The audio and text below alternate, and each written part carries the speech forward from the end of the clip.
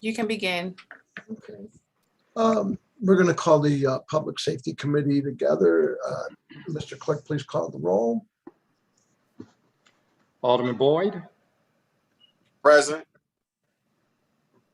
Alderwoman Davis, Alderwoman Howard, Present. Alderwoman Spencer, Present. Alderwoman Boyd, Present. Alderman Bosley, Alderman Muhammad, Here. Alderman Oldenburg, Present. Alderman Narayan, Here. Alderwoman Clark Hubbard, Here. Alderman Page, Present. Chairman Vaccaro, Present. Alderwoman Davis, Alderman Bosley. You have 10 members present. A quorum is present. Okay. Alderman Bosley is here. Okay. Alderman Bosley is here. So let's go ahead and let's approve the minutes of the July 15th meeting. Does anybody have any questions? So moved. Okay. Mr. Clerk. Second. Mr. Clerk, please call the roll. Alderman Boyd, Aye. Alderwoman Davis, Alderwoman Howard, Aye. Alderwoman Spencer, Aye. Alderwoman Boyd, Aye. Alderman Bosley, Aye. Alderman Muhammad. Aye. Okay. Alderman Oldenburg, Aye. Alderman Narayan, Aye. Alderwoman Clark Hubbard, Aye. Alderman Page, Aye. Chairman Vaccaro, Aye. Alderwoman Davis. You have 11 aye votes. Okay. So we're going to start off on the jail this morning. I had made some notes that I do want to go over, but what I think I'd like to do is start because I know that Rich Bradley has another meeting. So I'd like to start with Rich. So Rich, this pertaining to the jail, I've gotten conflicting everything on this as to timelines, as to whether or not locks can be changed. It's my understanding that the MSI has maximum security locks, but let's just go with the downtown jail versus the North jail so that we're all on the same page. But the downtown jail was put in not at anybody, at least in this administration's fault, has minimum security locks, and they've been pretty easy to be tricked out. One of the things, the money, the timeline, the real timeline. I hear, and I see he's on here, but I hear some of the mayor staff says, oh, this will be all ready in 3 months and everybody will be moved over. I've talked to Mr. Carson, who hopefully is here because we asked him to be. He's telling me at least 18 months to 2 years to get it together. My other concerns have to do with people that are put back over at the Northside jail, which you want to call it the annex or whatever they want to call it nowadays. But there's also a whole part of that has been rebuilt with new plumbing, new everything. I got the pictures on my phone that I'm being told is not being utilized. And I don't understand why. If we have people, I'm getting complaints that they have like 3 ladies to a cell, 2 actually in a bed, 1 on a mat on the floor.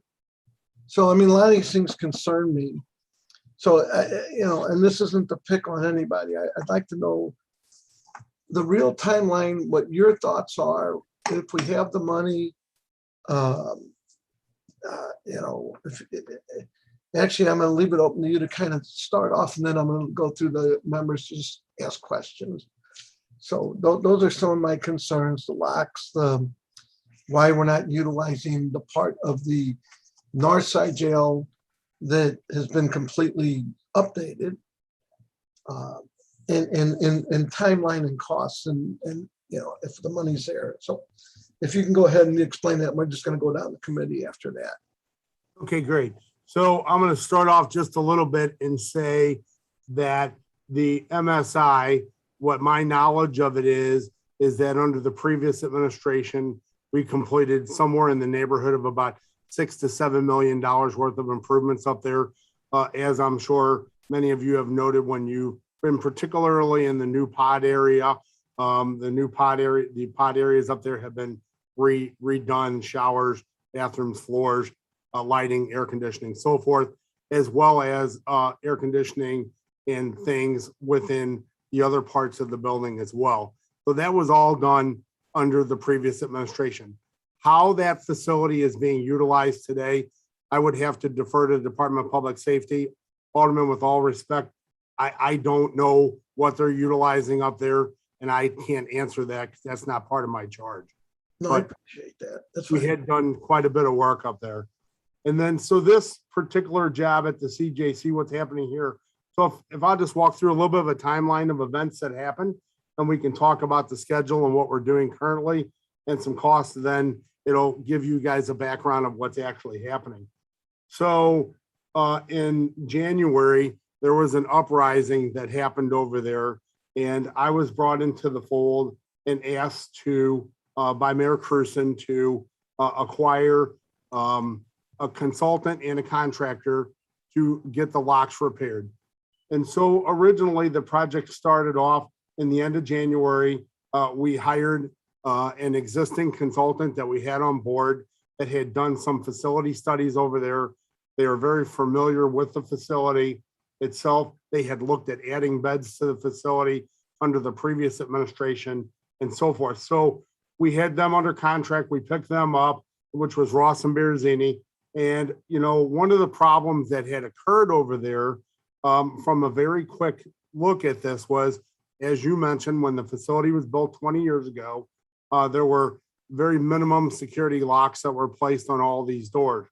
And so the other issue with it is there was something called direct supervision, which in general, what that means is that the correctional officer is basically in the day room with all the controls that open all the doors. And that was a mentality at the time that jail was designed, that was the best thing for corrections to do. And they did that because they wanted the officers to intermingle with the inmates and, form relationships of a positive nature. And, so it wasn't an old school type jail. Since then, that mentality has changed substantially. So one of the things that we did was we brought on board a Penal contractor, which is one of the best in the country, the Goldberg Group. In fact, Larry Goldberg, the owner of the firm, has done multiple jobs similar to this at Pelican Bay, where Charles Manson was. I mean, some very rigid facilities around the country. So this gentleman is a St. Louisan by nature.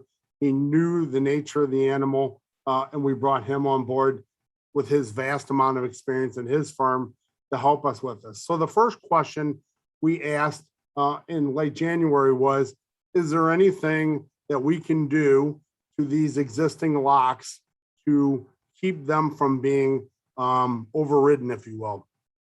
One of the things that came up was, yes, you could put a lock and a hasp on every door. The problem becomes is in a fire event, that will become a public safety issue. So when we really got down to looking at code issues and what we could do, there was very little without a temporary fix costing millions of dollars, which in the interest of time and the interest of a lack of money, we wanted to do the right thing from the beginning. So in consultation with our consultant, with our contractor, which by the way, we hired a local Penal contractor who's here in St. Louis and not somebody from out of town like the previous locks were represented by. They told us, and we understood that the best answer is to replace these locks with a minimum, a medium security type lock, which is much better. I also want to set the stage because this is very important to understand as well. There are two penal lock manufacturers in the United States today. Southern Folger is one, which is what the existing lock was, and R.R. Brinks, which is what the replacement lock is that we're using. Southern Folger is very proprietarial. You have to use their contractor, their consultants. There was a firm out of Colorado that wanted to charge millions of dollars to come in and, do whatever they have done beyond in the past to try to, sell us different locks. And we said, with the direction of our consultant, that the R.R. Brinks locks were a better answer. So we issued a notice to proceed on floors pods 4C and 4D. Now, I want to make sure I also tell you that the building has 5 floors in it. So the entry level on floor 1 is more or less just access to the building. Floor 2 is more or less processing of prisoners and getting them ready for what they need to do. Floor 3 has, 68 units on the first floor and 96 units on the mezzanine level. So each of these units are divided in 2. Floor 4 has 82 units in C and D, and it has 82 units in A and B.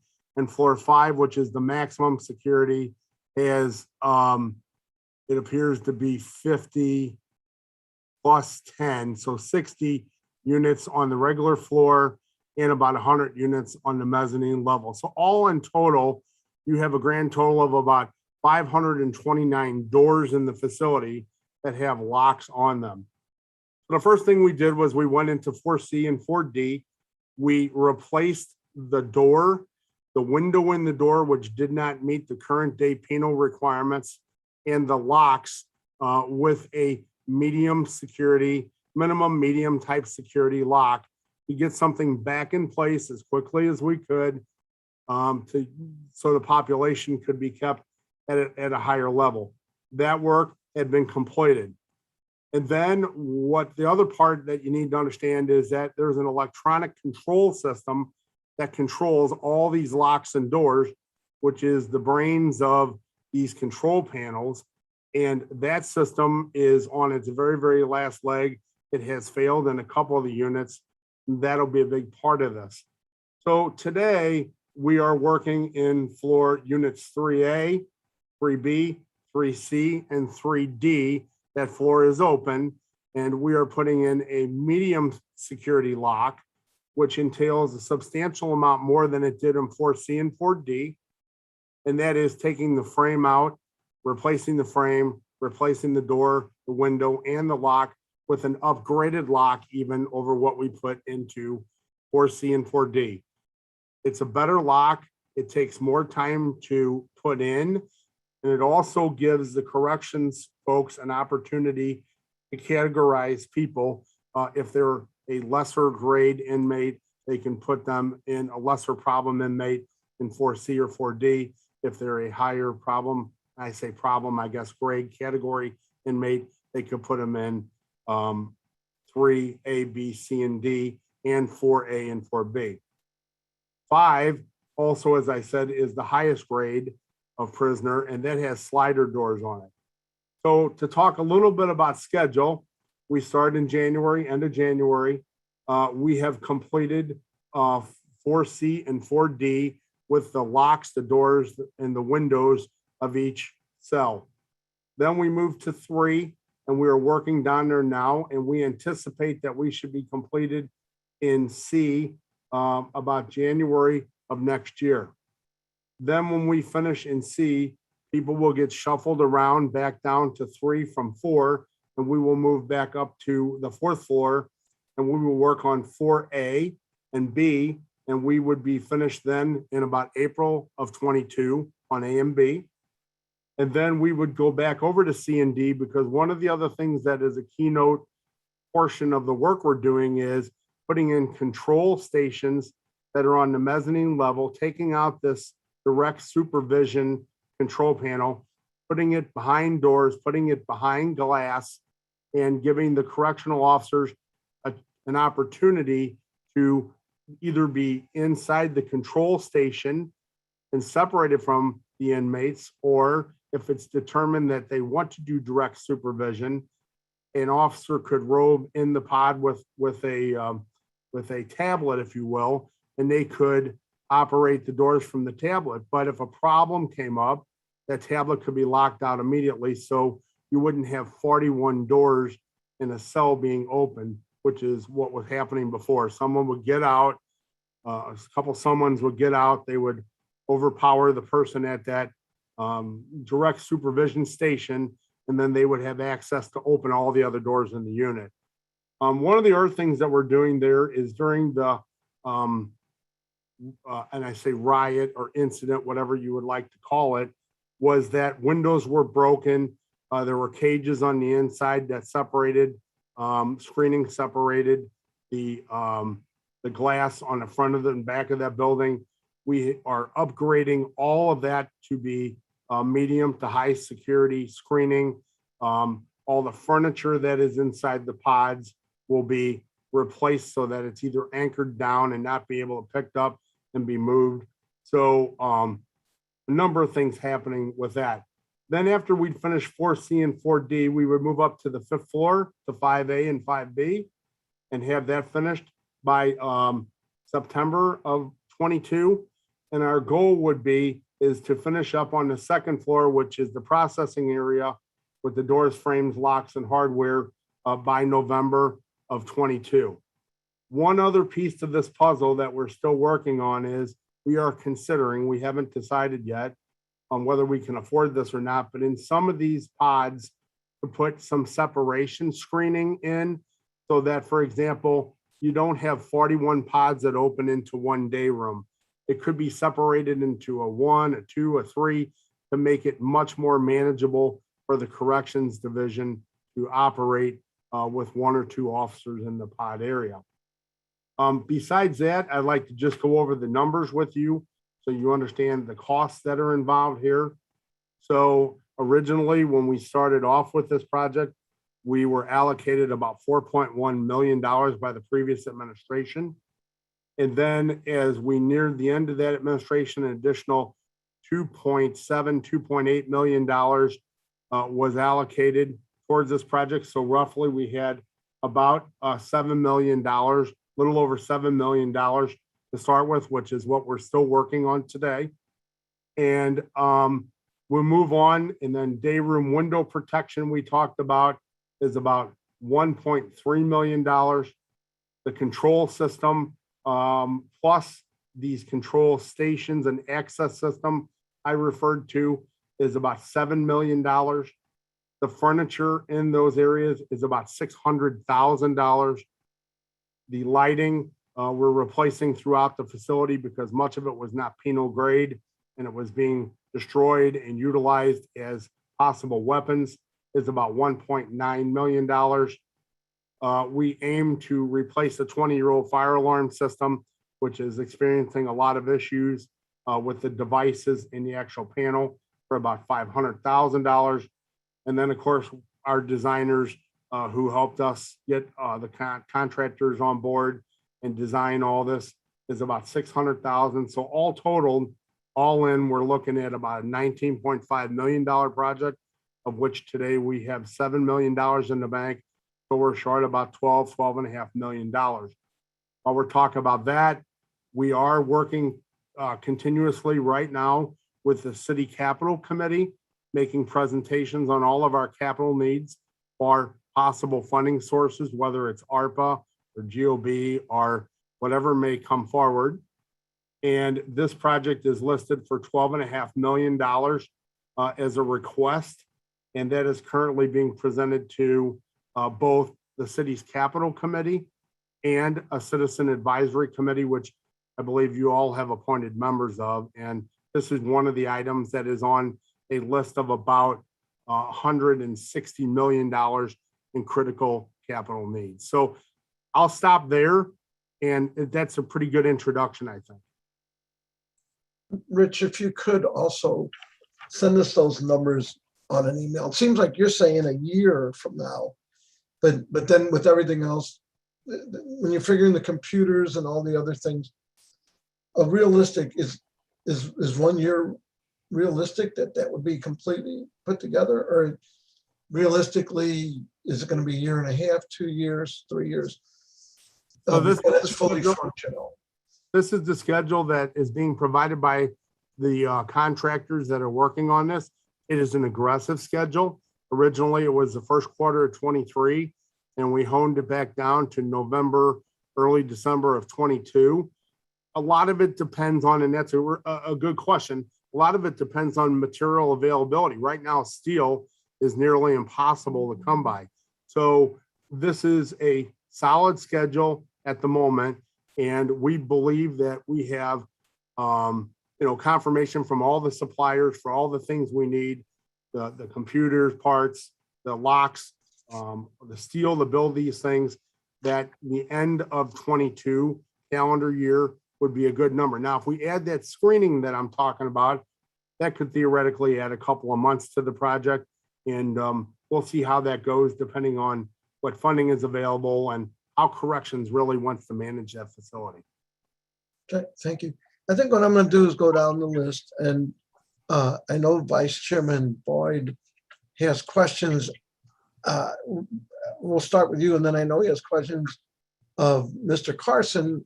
He was disrupted when we tried to get these questions answered when we were there in person. So I want to give him every opportunity to ask all the questions that he would like to ask. In fact, what I might, if you don't have a problem with this, Vice Chairman Boyd, during the rest of this, I think I'll let you go ahead and take over as chairman, and I will sit back because I know you have questions, and I want to make sure that everything you have is answered. I pretty much went down my list. I might have some stuff later about the mayor's announcement today that I might want to ask the public safety director. But at least during the part about the jail, I think you have the most insight and the most questions that really need to be answered. So I'm gonna, unless you have an issue, I'm gonna let you go ahead and share this from this point going forward through this part. I appreciate that consideration. I'll have to find the roll call sheet. Oh, okay. Which I should be able to find, but actually right now, most of my questions will probably have to do with Mr. Carson. But I do have a request from Rich Bradley. I like your presentation. I appreciate it. I was wondering that timeline that you gave us, can we receive that as a document? Yes. Okay. All right. And the only other question I had, that was a request. The question I have, so is the plan a $7 million aggressive plan or a $19 million aggressive plan? Because if we need 19 million and we don't have it, or we won't get it, for a year or whatever, how do we gauge our timeline? So it's an interesting question. I'm not exactly the financial guy to tell you how we could do this. I'll give you what I know. And so it is a $19.5 million plan. We have $7 million as we speak. We're still working off the original $7 million as we speak, but to accomplish all the tasks, $19.5 million. So if the Capital Committee, Citizen Advisory Committee, Capital Committee recommends it to the Board of E&A, who then recommends it, approves it, recommends it to you all for approval, then there are a couple of ways that could happen. It could happen through an appropriation of leftover capital from last year, which I understand that there is some of that available. It could happen through ARPA funding as lost revenue during the pandemic, but that would probably be a great question for Paul. What I have to go on right now is that when I need the funding, which will be in about 2 months, 3 months, that it will be available. Otherwise, every day stopped is a day lost. Okay, so make sure I'm clear. So your schedule is based on $19 million. Yes, sir. Okay, no further questions. Thank you. I guess, since I'm doing, Alderman Howard.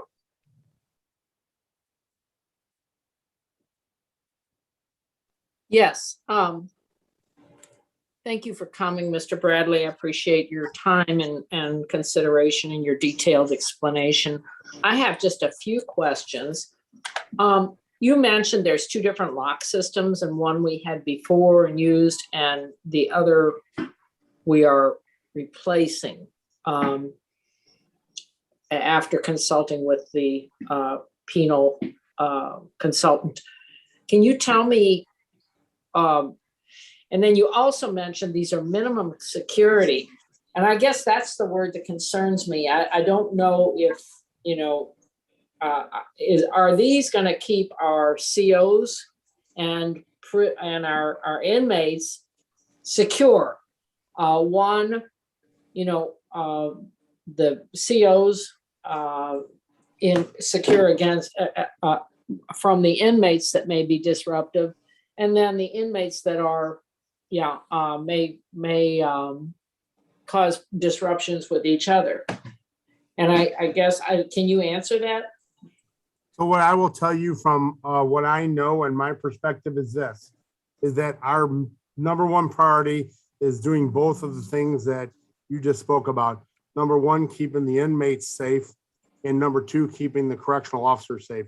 We have to accomplish both of those goals. So I'll start off and I will tell you that the Brinks 3520 lock, which is in 4C and 4D, is a minimum medium security lock. That is a couple steps above the minimum security lock that was there by Southern Folger.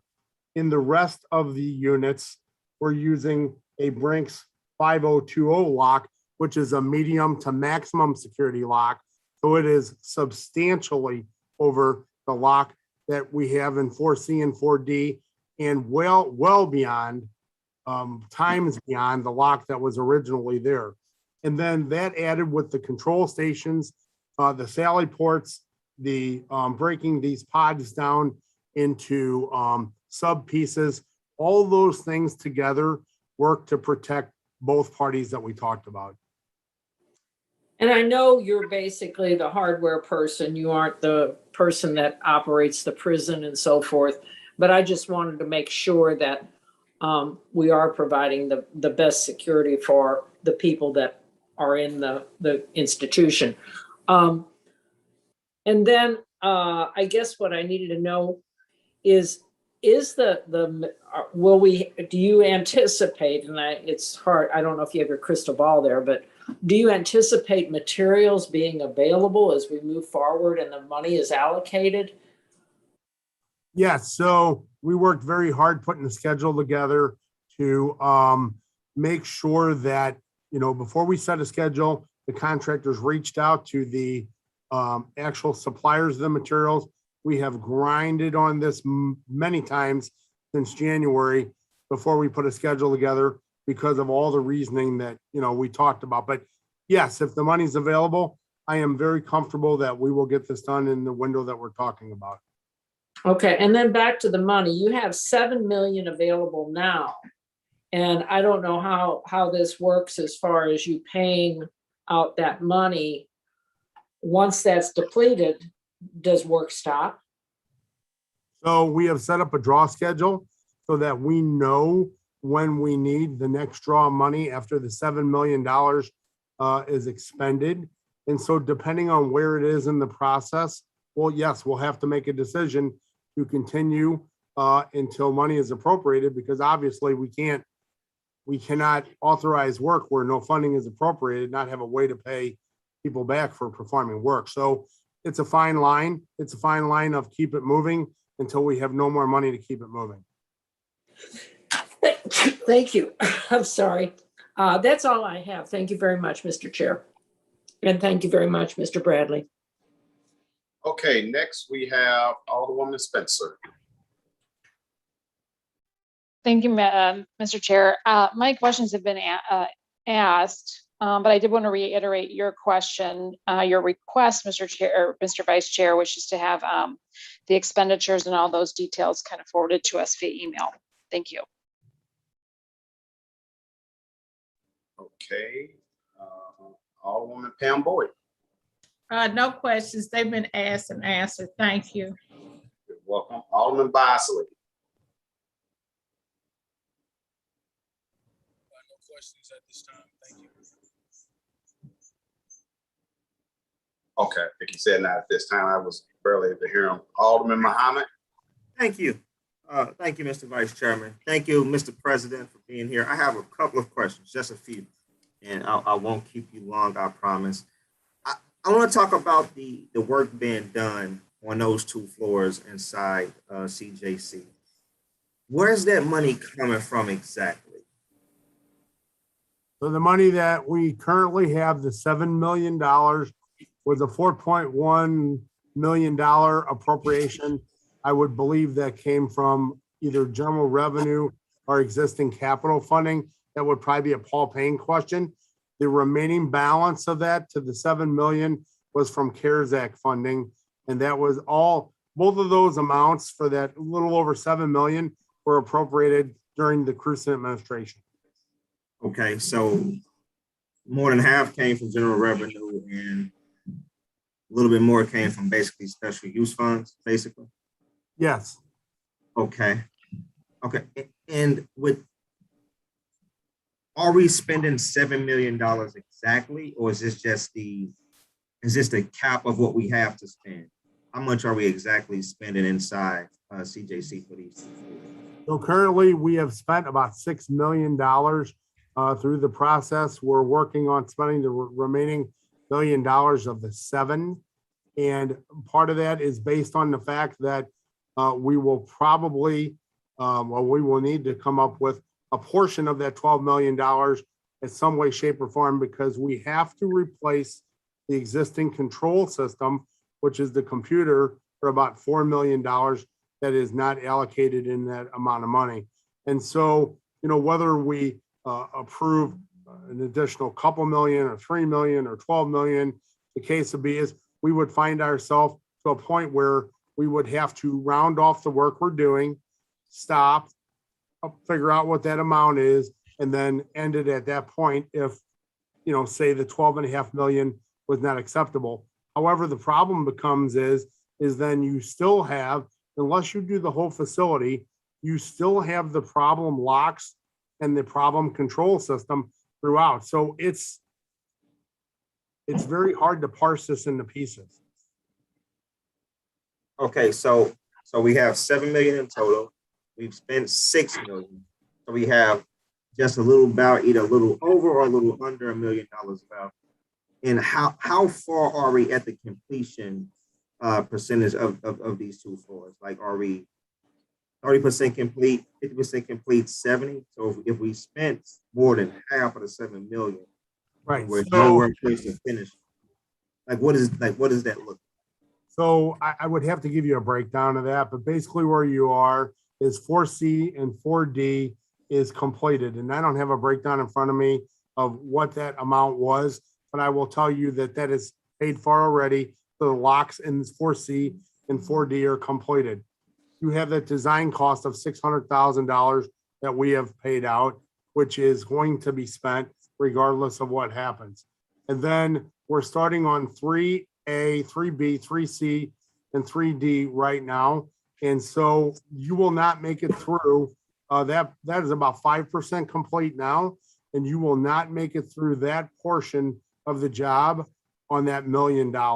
It is going to be some, and I don't have the breakout. It would be something I would have to have put together for you, but you would definitely have C and D, and probably my rough estimate would be maybe 2 pods on 3 completed if you stop with what we're doing. Okay.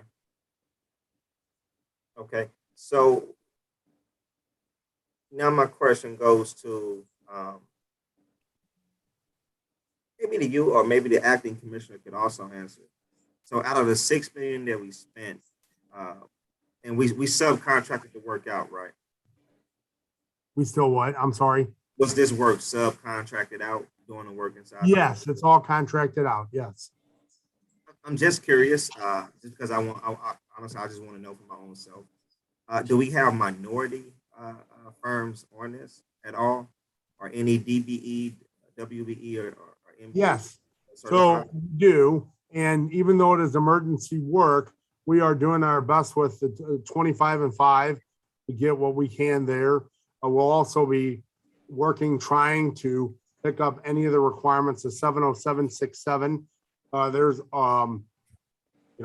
there's a minority electrician that'll be working on the $1.8 million lights. There is a minority subcontractor that'll be working on the control stations. We have women participation. Again, I could get you the breakdown of that, but yes, we're doing that.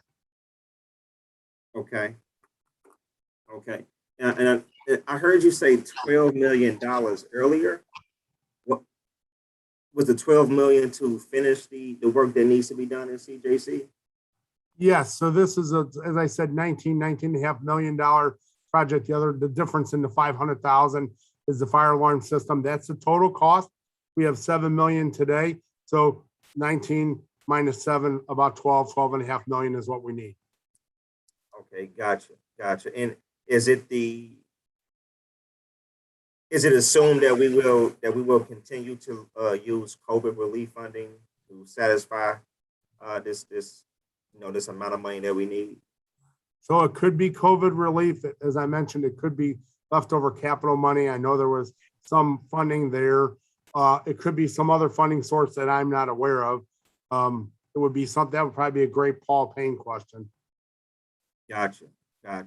And this isn't, I guess this isn't directed towards you, but this is directed towards the administration. I'm just a little confused on how we can spend COVID relief funding in the jail, but not spend it in North St. Louis. That doesn't sit well with me, but that's okay. That's not directed towards you though. Mr. Vice Chair, I will yield back. I do have a couple more questions, but I know members of the committee may have some, but I do have several more that I want to address. So I yield at this time. Okay, thank you, Alderman. Alderman Oldenburg. Nothing at this time. Thank you. Okay. Alderman Narayan. Thank you, Vice Chairman, and thank you, Mr. Bradley, for being here today. I just want to make sure that I have this straight in my head. So we're replacing the locks, but we are again using minimum security locks. We're using the Brink 3520 locks. Right. So the locks that were there were minimum security. The locks that are going in on 4C and 4D, just 2 units out of all the units are minimum medium. So it's a step beyond what was there. And that was a quick turnaround because you could use the existing framework and enclosure. All the other units in the facility are stepping up to the Brinks 5020, which is a medium maximum security lock. So substantially more than what was there and more than what we've put in C and D. Okay, so the idea would be that folks who were in the minimum security facility would be held using the 3520 locks, and the folks who are higher security threats would be held using the 5020 locks then? That would be the methodology, but again, that would be corrections to determine how they want to classify the prisoner. And just out of curiosity, do we have any idea what the price difference in between those 2 Brinks locks is? Yes, I do. The locks, the first Brinks lock to do it is the 3520 is about 8,000 per opening to do, 8,000 per door. To do utilize the Brinks 5020 lock is about 15,500. So it's almost twice the cost. Okay, so there is a substantial difference there. Yeah, I do share some of Alderwoman Howard's concerns, and I just want to make sure we're not back here doing this again in a few years. But thank you for that. And it does sound like there is a substantial difference price-wise there, and there's a reason for it. So thank you for your time. And with that, I'll yield. Yes, Mr. Alderwoman Clark Hubbard. Mr. Chairman, with all due respect, I have a BPS hearing the chair in 3 minutes. So I'm gonna probably need to step off pretty quickly. You say you got 3 minutes. Okay, we only got 2 more people left. Okay, Wait, I'll Alderwoman, hold my questions. I'll Uh, wait. I'll wait okay. at home with you. Alderman Page. Yes, thank you, Mr. Vice Chairman. I'm going to be real quick before Mr. Bradley has to step off. During our recent tour of the CJC,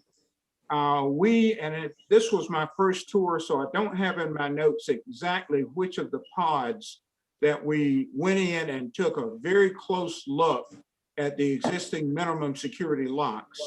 But I was surprised, if not appalled, at how simple those locks were. And once I saw how they're made and how they mate with the door frame, it was just clear as a bell to me how people are getting out of the cells and causing such mayhem. I won't describe exactly what it was, but I actually saw inside of one of the pods on top of one of the bunks, a tool that could very easily be used to defeat those locks. My question to you and to Mr. Carson is, do we currently have detainees behind those locks? And if we do, how many detainees are behind those locks? And what interim procedures do we have to ensure that we don't get additional insurrections or riots that stem from people defeating the locks and getting out of the cells? I think that's critically important for the safety of not only the detainees, but also the staff. Alderman, is that the existing locks that were there or the new locks? No, this was the existing locks, the existing minimum security locks. How many people do we have behind those locks? And do we have any interim procedures to ensure that those locks aren't defeated and people don't get out and cause mayhem? Commissioner Carson, would you like to field that question? Out of respect for Rich Bradley's time, I think that question is probably better answered by Mr. Carson. So, Rich, we really appreciate you being here. Sorry you have to leave a little earlier than we anticipated, but we do appreciate your time and everything that you're doing to help make this situation better. Thank you. Okay. Why don't we have Mr. Carson make his presentation? Mr. Carson, are you there? Yes. First of all, I'd like to thank all of the aldermen for inviting me to the Public Safety Committee. And the first thing I would like to do is introduce Commissioner Clemens Abdullah. And so if she could just make a couple words on to introduce herself, I would like to introduce her to this committee. Please do. Hello, everyone. I'd like to say I'm enjoying the city of St. Louis. I've been here probably 3 days. Yesterday was my first day on the job. However, I know there are some challenges, but we're the team and I are gonna work collectively to get us on board. And thank you for the warm welcome I've received thus far. And if you need anything, I'll be available, and I'll let Mr. Carson speak. Well, congratulations. And we look forward to speaking with you in the future. Thank you. Ms. Carson, I'm not sure. No, that's okay. You probably have a presentation. I know what a professional you are. I'll just save everything that you may not have covered. So go ahead. Well, this time I thought that I would spend more time entertaining questions versus giving a presentation, because I think that I meet with Brad. I do want to share with the committee that I meet with Brad every Wednesday, and we meet at 10:30 and we meet at 1 o'clock, and we go over designs. And I will be happy to tell this committee that this design has had input from the staff. So we have personally put our personal touch on the design with maximum security locks the minimum security locks in the two areas of 4C and 4D were that decision was made for expedition so that they can get them in quickly, but they're still an upgrade from the minimum security locks that we have. And to answer a question that was presented, so I can, we have had our locksmith along with other experts and other individuals to look at those locks and to play in those locks. And we feel like that's why we vacated the entire third floor. So the floor that I shared with the Public Safety Committee was the third floor, and it was vacated so that we can give the contractors the entire third floor and come back online a more secure facility. What we did with 4A and 4B, we added an extra plate to make the door more less loose so that you can use paper and other things to sabotage and open and tamper with the locks. So we do feel like we have a very temporary solution in 4A and 4B. And later on, I'll give you an update on the sliders on the fifth floor, but we feel like the maximum security locks, the ballistic glass that we're going to put in each one of the cells, as well as the ballistic glass that we will be replacing around various areas of the institutions, will give the city of St. Louis a facility that will be both humane and secure. Okay. Since you want to do the Q&A, why don't we go ahead and start with the original chairman of the committee, and then we'll go down the list based on seniority. I'll save myself for last. Mr. Chairman? Yeah, Mr. Carson, I do have some questions. Calls that I've received either through the NAACP or people there. I'm being told that right now there are 3 women in the cell. 2 actually have beds, 1 sleeping on the floor or on a mattress on the floor. Is that factual? Yes.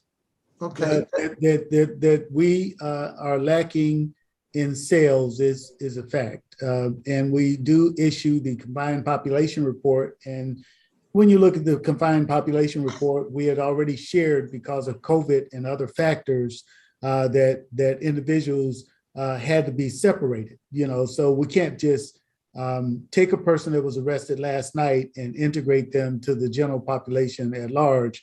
So there is a problem. There's a problem also with other jurisdictional arrests. So in fact, if there's a warrant for Creve Coeur and that person goes into the Justice Center, they still have to be isolated for the same amount of time that anyone else would have to be isolated that would come into the facility. So we do lack the adequate space to properly, well, we do properly isolate people, but it's a very crammed jail, yes. Then my other question, this will be my only other question. And I know the answer to the questions, even before I ask them. I've been in there, looked at it. But at MSI, the workhouse, whatever you want to call it, there's a whole bunch of that. And that even Rich Bradley told us at the very beginning of this, that a lot of money was spent updating that. Yet it's my understanding that either through the mayor's office or whatever, we're not utilizing these brand new facilities, which I have the pictures, that certainly would give us a lot more space. How much, so out of that, how many more beds in the new rebuilt part of MSI would be available if we utilize that? So at this time, we have had to use the MSI for 2 different reasons. The first reason is we needed space for some disruptors, and so some people volunteered. So in pod 4, which most of you are very aware of, that there's 4 pods that we use. Now, before we started looking at the confined population report, some things were over-reported.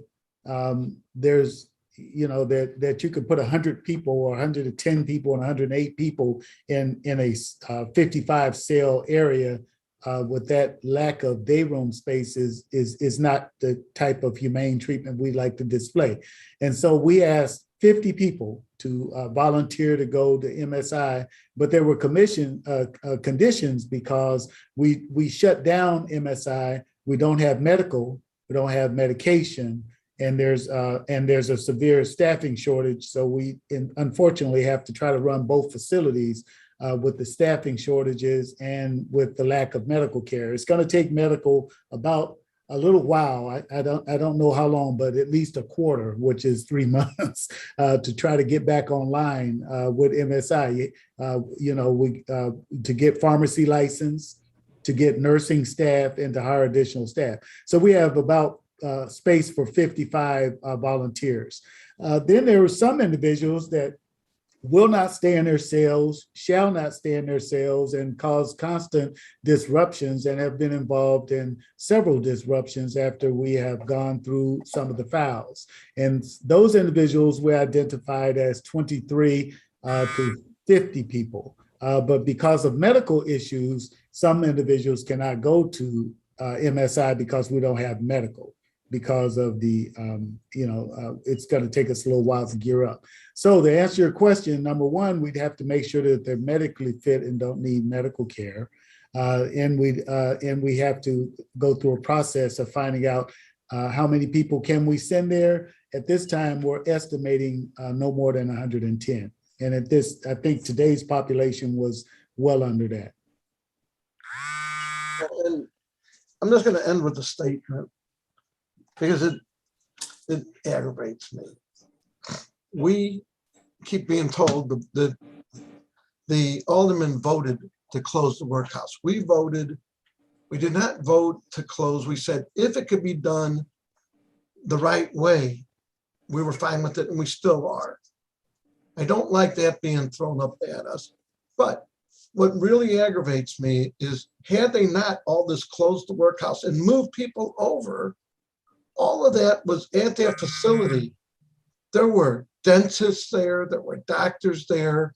People had the freedom to roam around. There was a freedom to go in the big gym. There's a freedom to go outside. They completely defunded that. So I guess now we got to figure out where the money's going to come from to put all that back. All this could have been avoided had they would have just did one thing.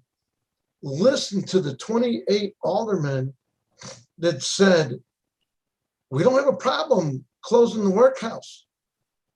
We don't have a problem closing all the jails, but we wanted to do it humanely. And we said, and we begged and said, this would not be done humanely. We are going to be putting people in a very much, much, much worse situation than what they were in. And guess what?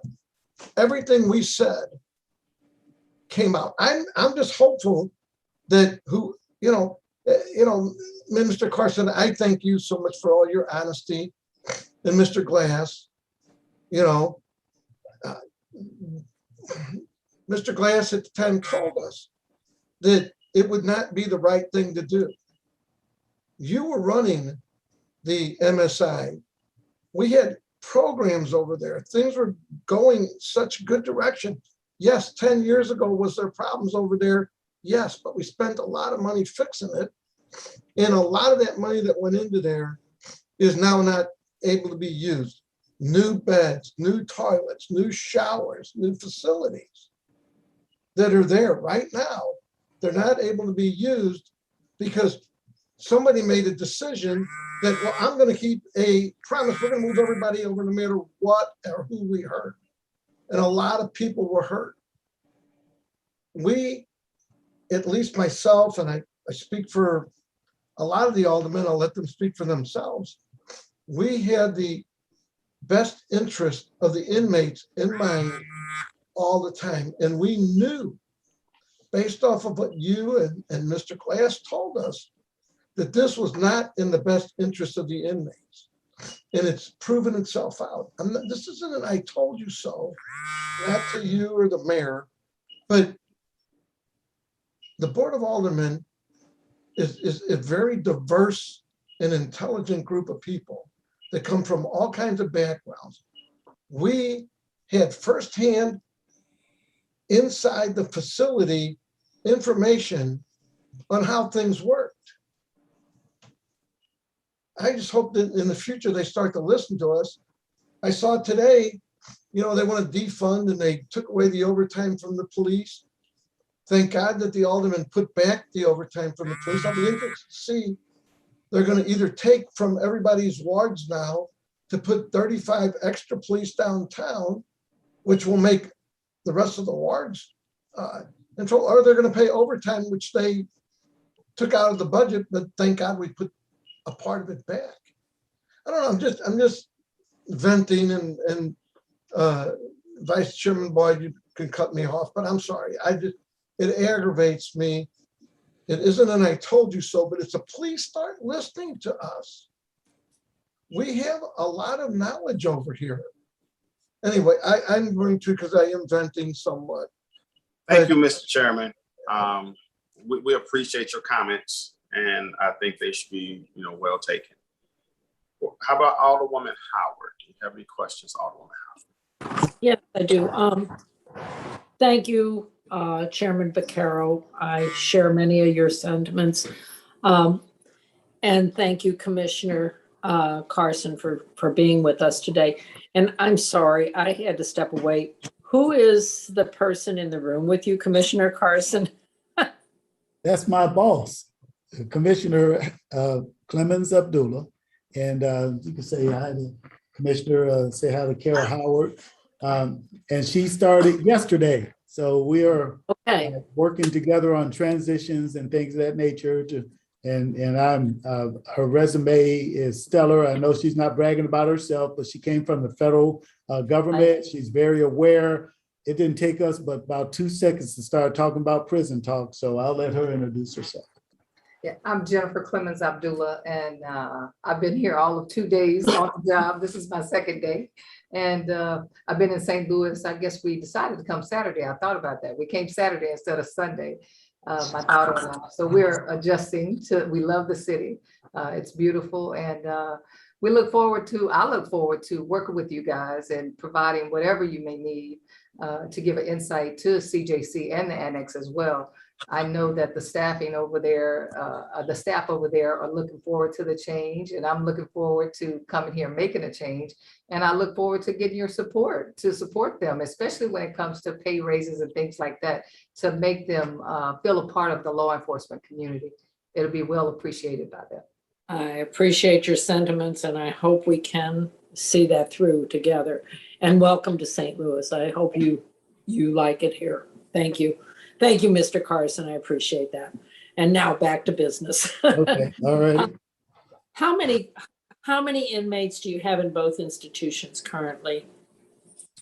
Oh, Do you have that handy, or? yeah, I can give you it changes all the time, but I give you my current count here. I don't like to misquote because give me 1 second. Okay. I normally have it right in front of me, but we've had a pretty busy day today. A good busy day though. Good. Yeah. So we have, and I'll be able to clarify all of the numbers. So we at this time have 28 people in we have 76 people, 28 individuals that are highly disruptive in MSI. And we have 48 volunteers. It was 55. And today's we have at CJC, we have 466 males and 490, I'm sorry, and 24 females, which are 490. Now you will notice that I adjusted the rated capacity, and we may tweak that again once we get the new beds, but the rated capacity is 389. At this time, and we have 490. Yeah, because again, the whole third floor is vacated, and before they did not subtract those numbers, and so I had to go in and readjust so that we'll know how many cells and how many beds. But you can't just have a destroyed unit and report the exact same amount of cells and beds. So I corrected that, and when we complete the third floor, we'll go back and readjust those numbers. So you have 466 plus 24, which would give you 490 at CJC, correct? Yes, And you have capacity for what? 389. Yeah, I see why people would be sleeping on the floor. That's perfect. Yeah, it makes, yeah. So anyway, let's move on. I have a question. Is the health division consulted about the protocols for COVID-19 and so forth? Or do they ever come and look at you? Or is it just sort of here's what you need to do? Can you explain that process to me? Are you talking about my 60 days or are you talking about before that? Oh, I'm talking about, I don't know what you mean by your 60 days. So I was at MSI and the health department, both the food inspector, the regular inspector, and the former Dr. Echols visited MSI for the entire time I was there from 2017 until June 6, 2021. And then after I was here, I've had several meetings with Dr. Echols. I have not yet met the new health director, but I met with both Horizon. We have a medical a meeting once a month on Thursdays, and we invite Dr. Echols to that meeting, and we go over not only COVID protocols, but isolation, rapid testing. We also try to find incentives for vaccinations for both staff and inmates. In fact, right now I'm working on an incentive program for giving inmates gift cards for commissary. I'm working with Sarah, the assistant chief of staff in the mayor's office, so that we can give the commissary directly to their the $100 gift card directly to their commissary. And we're working on that. I'm just having a couple meetings with them. But the health department before, unfortunately, they recommended that we not have visits, that we only have 6 people out at a time. And those things are very difficult to do in a jail setting. So I decided against Dr. Echols' recommendation to continue visits, because I believe it's necessary for the offenders to have visits with their family, with their loved ones, and with their children. So and we disagreed with it. I just said, well, the decision while I'm going to be here is to have the visits, because for a whole year, there were no inmate visits at all. And I still disagreed because we don't have contact visits in the jail. So we do have a process to sanitize the phones, and the visits have been going well. And we have no illnesses to date that's connected with using the phone and coming inside the jail. The other thing that we did with the health department is whenever they come through to do a food inspection or a health inspection, we address those issues immediately, oftentimes before they leave. And both facilities that I've been over at one time or another, from 2014 until now, we've never received less than an A. And most times at MSI, we received the A+.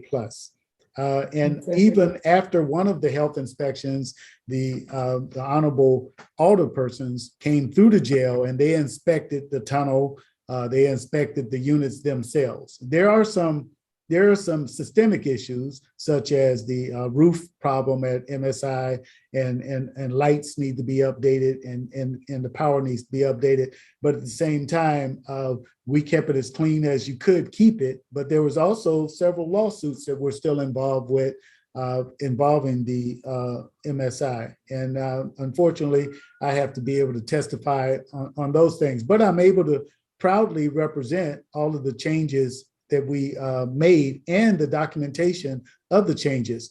When we had a problem, this Board of Aldermen, I suggested to them and the former Director of Safety that we could do temporary air conditioning. I contacted the American Corrections Association in 2017, and we had temp air the next week.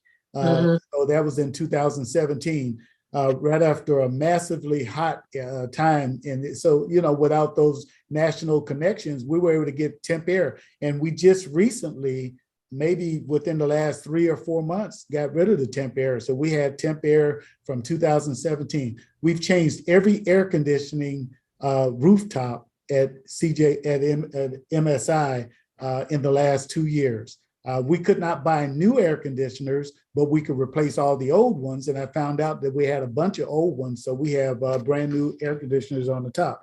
But at the same time, that doesn't stop the roof from leaking.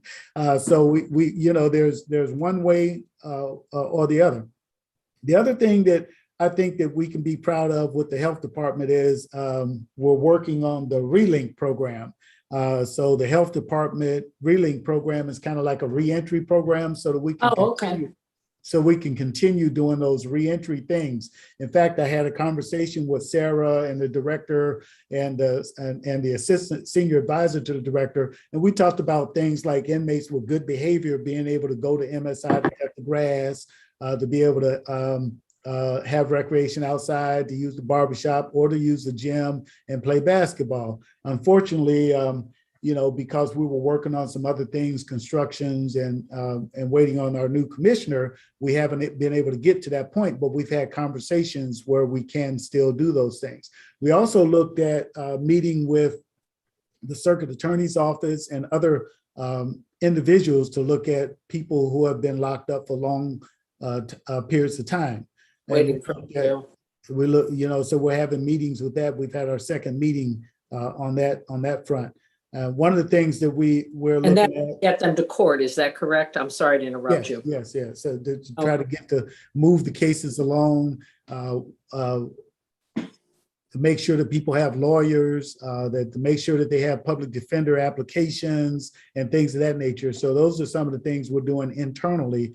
One of the things that the chief, Dr. Eisen, has meetings with the commissioners and other individuals, and I talked to Chief Hayden so that we can kind of look at individuals that are arrested from other jurisdictions so that we can bring them directly to the jurisdiction versus putting them inside of our system and having to quarantine them for a certain amount of time. And certainly that has its drawbacks, because if someone's positive, then nobody wants to come get them. But we get stuck with them because they came into our system. So we're looking at things of that nature with the health department. And the health department, we consider them, we're a city agency. So their job is to point out what we need to do and how we can do it more effectively. Okay.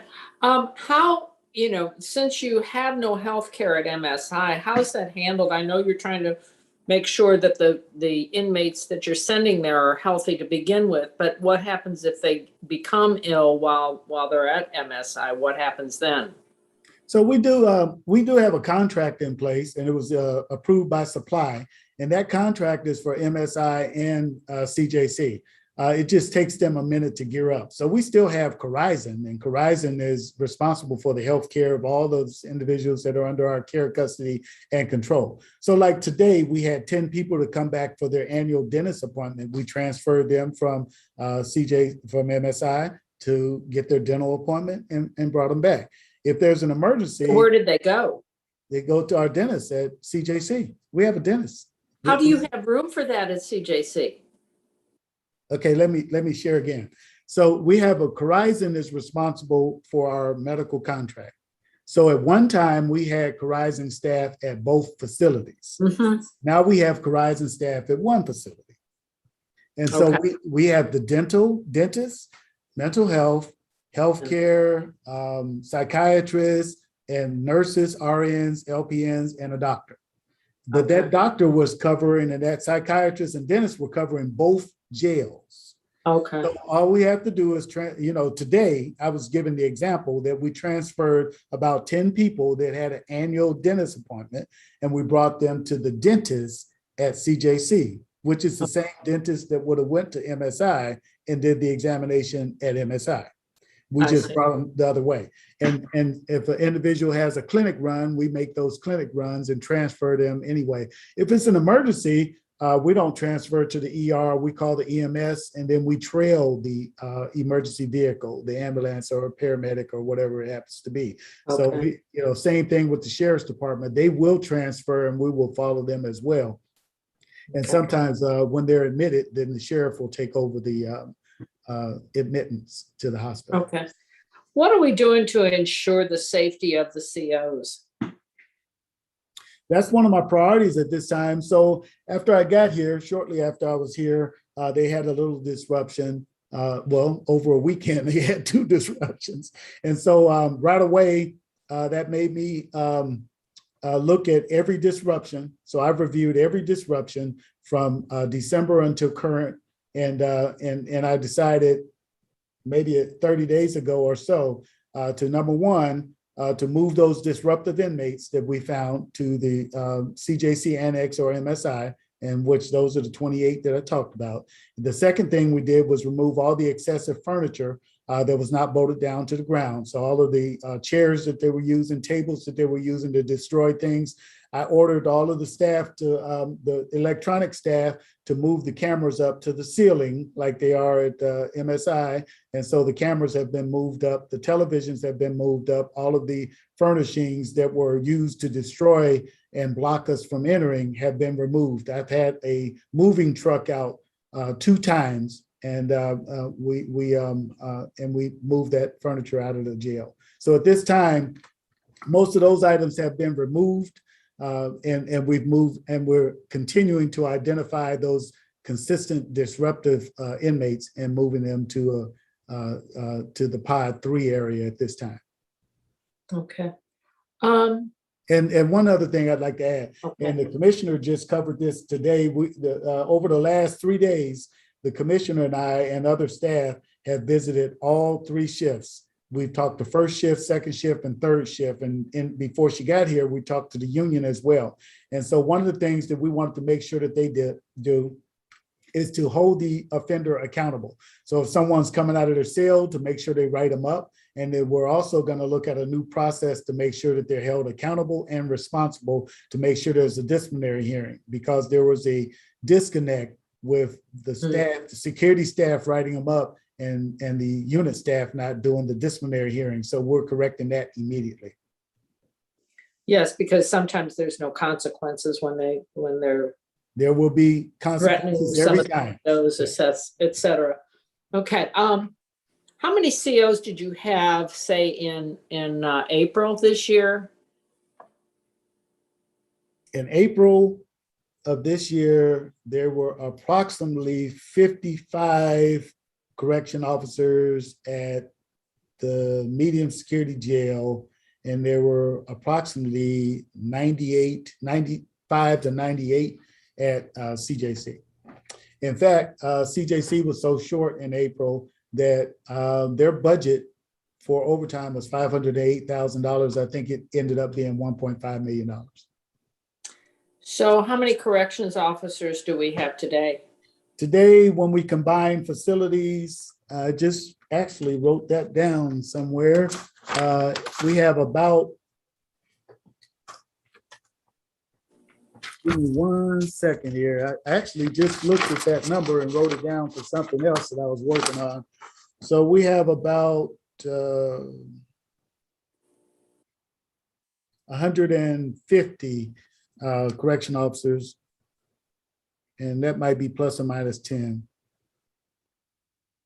Okay, so is it? Well, actually, I can give you the exact numbers. Okay. I had the major to send it to me.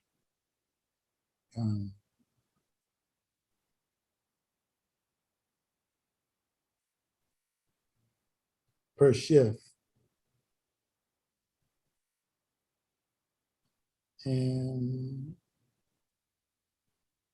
so, yeah, I was about right, about 150, 155. Okay. So, and one final question is, do all the corrections officers have adequate PPE, and what other protection devices that might be necessary in performing their duties? Okay, so I'm assuming when you say PPEs, you're talking about any type of protective gear, regardless if it's related to COVID or not. Some of the things that we're looking, some of the things that we have shields. We have OC, we have masks, we have gowns. One of the things that we did not have, but we're in the process of getting, are OC masks or gas masks. And we have some stab vests, but we're in the process of analyzing, because a lot of correctional professionals are moving to the stab vests, stab resistant vests and or camcorders, so that they can have video as well. And we looked at that we looked at that with the Board of Aldermen in the past as well, but it was unfortunately at that time, we didn't get approved for it, but we did ask for it. But we do have responding helmets. But one of the things that we've asked for since 2017 is the security response team or disturbance response team, however you want to call it, but someone to respond that's not on a post. And we've almost been denied that the entire time since at least 2017. We did form security response teams anyway, but we have to take people off of the needed posts in order to respond. And that's one of the things that we'll keep trying to get. I think last year they did approve us to get 12 transportation officers, but by that time we were so critically short that we're not even able to fill that at this time. It takes about 198 to 213 people to run the jail, and we're at 150. And that's not even counting. Staff. Yeah, we're short staffed. Not only short staffed. I kind of forgot to go there. Yeah. We're using some people to do data central work, classification work, about 20 of those people that, and in the past, you all were, we thank you for giving us the classification assistance, but this time we didn't get the classification assistance to fill those untraditional correctional roles. So we have to use correction officers. So you're using actual correction officers for clerical work? Not for clerical work, for classification. Okay, so classification officers are used to help assign people to classification, them to housing, discipline, and things of that nature. And it's very necessary to have those. In other facilities, they have classification officers. We use correction officers to perform that role. The other thing that we use correction officers to do are grievances. Why would you have a correction officer investigating grievances? You should have a grievance officer. That's what most jails and prisons have, someone that's in civilian uniform to investigate that. But we've had to use CSUs or grievance officers as correction officers as well. And Data Central, they're very essential for running checks for releases and inputting people in. So you have to, police, once the police process them, that's it. Then everything else is jail processing and prison processing so that we can make sure that they go to court. Or if they go to the hospital, we have the right person when they come back. So those Data Central people. So all of those non-traditional roles equal about 20 officers. So your officers are performing those duties along with trying to supervise? No, we can't. Well, we kind of took them away from the supervision role because if you have a person supervising them and then turn around and be their classification or Data Central person, it doesn't work, or grievance. So that means you're down an additional 20 officers. That's correct. That is correct. Yes. Wow. Okay. All right. So along with being short of officers, you're stretching them over two places and one very overcrowded. Okay. Thank you very much. And I'm sorry this is going on, and I hope that we can get this remedied quickly. But it seems like we're going to be in for a long ride on this one. So thank you very much. And I did want to conclude one thing that unfortunately we've lost a lot of officers as well to St. Louis County and St. Charles. And some people have taken other jobs because of the pay, the post office, Amazon, and other places. So, and some of the people have been with us for a little time. I know at least as long as I've been here. So, because, some of the things we talked about was parking, which I know that Heather Taylor's working with us on getting additional parking. And we're also looking at pay. But at this moment, our officers are paid probably about the least amount out of St. Charles and St. Louis County, which those are the larger jails in this area. I agree. So hopefully we'll be moving forward on that in personnel, and we'll be able to up that pay for them at some point. So thank you very much for your very, very detailed answers. Thank you.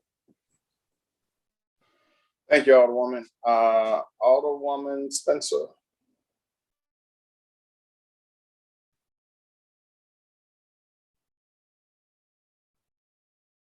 Is Alderman Spencer here? Okay, we're gonna move on to Alderwoman Pam Boyd.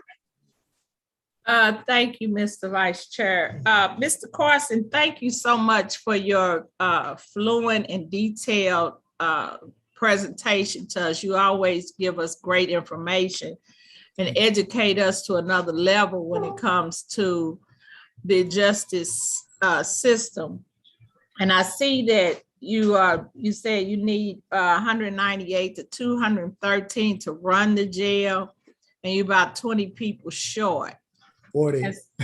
40. Oh, 40. Okay. 40 or Okay. 50. Yeah, that's better. Okay.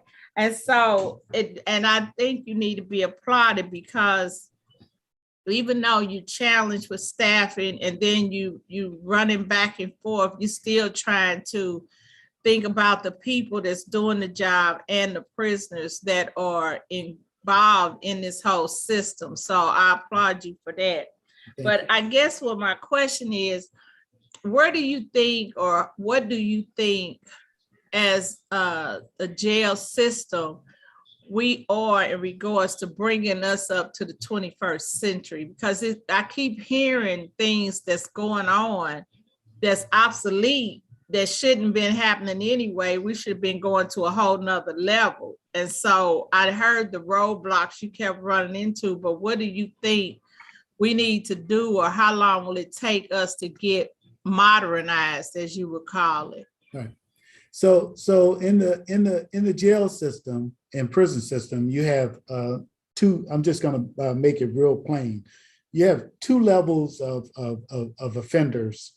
You have one that's a time and crime. That means they come in with a high crime and they do their time and just kind of go down and they end up minimum security. Then you have this other type that's called a behavior, what they call needs and risk. And behavior means that this person comes in with a low crime, but they become very disruptive over time, until they get to a very serious issue. It's more noticeable in jails because you have all types of individuals. So what happens is this: before Corona and COVID, we had a mix of people. We had the person that you tell to go cut the grass, they cut the grass, or they get in a baking program, which you've been to our graduation, so you've seen our kitchen and all of that. And then when COVID comes, all of a sudden you release all of those people and you're stuck with the bad. You got the other guys, the disruptive, the person that breaks your car window, shoots in your house, and all of these other things. So we don't have that balance of people that we used to have 7 years ago, 6 years ago, 5 years, last year. Those individuals have been released. They've been, released to the street on bond, the bonds project. We did a good job. But now we have those persons with first, second degree murder, third degree murder, kidnapping. We have all those individuals that are here. And unfortunately, some of them have been with us for a long period of time. I was looking at some records where we saw people that have been in this jail for 5 years, 3 years, 4 years. The jail is not made for long-term housing. And we have more mental health people in this jail than you probably would find in some psychiatric centers, in a ward, so my thing would be, so that tests the security system.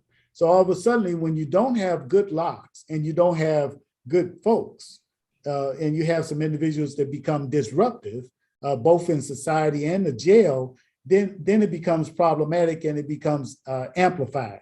And so, before, we knew the locks were bad. We asked for new locks in 2014 when I first got here, but the bond didn't pass. We asked for new locks several times since then in our 5-year plan.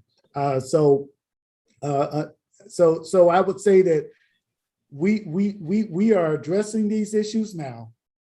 We have a plan where the whole third floor has been shut down.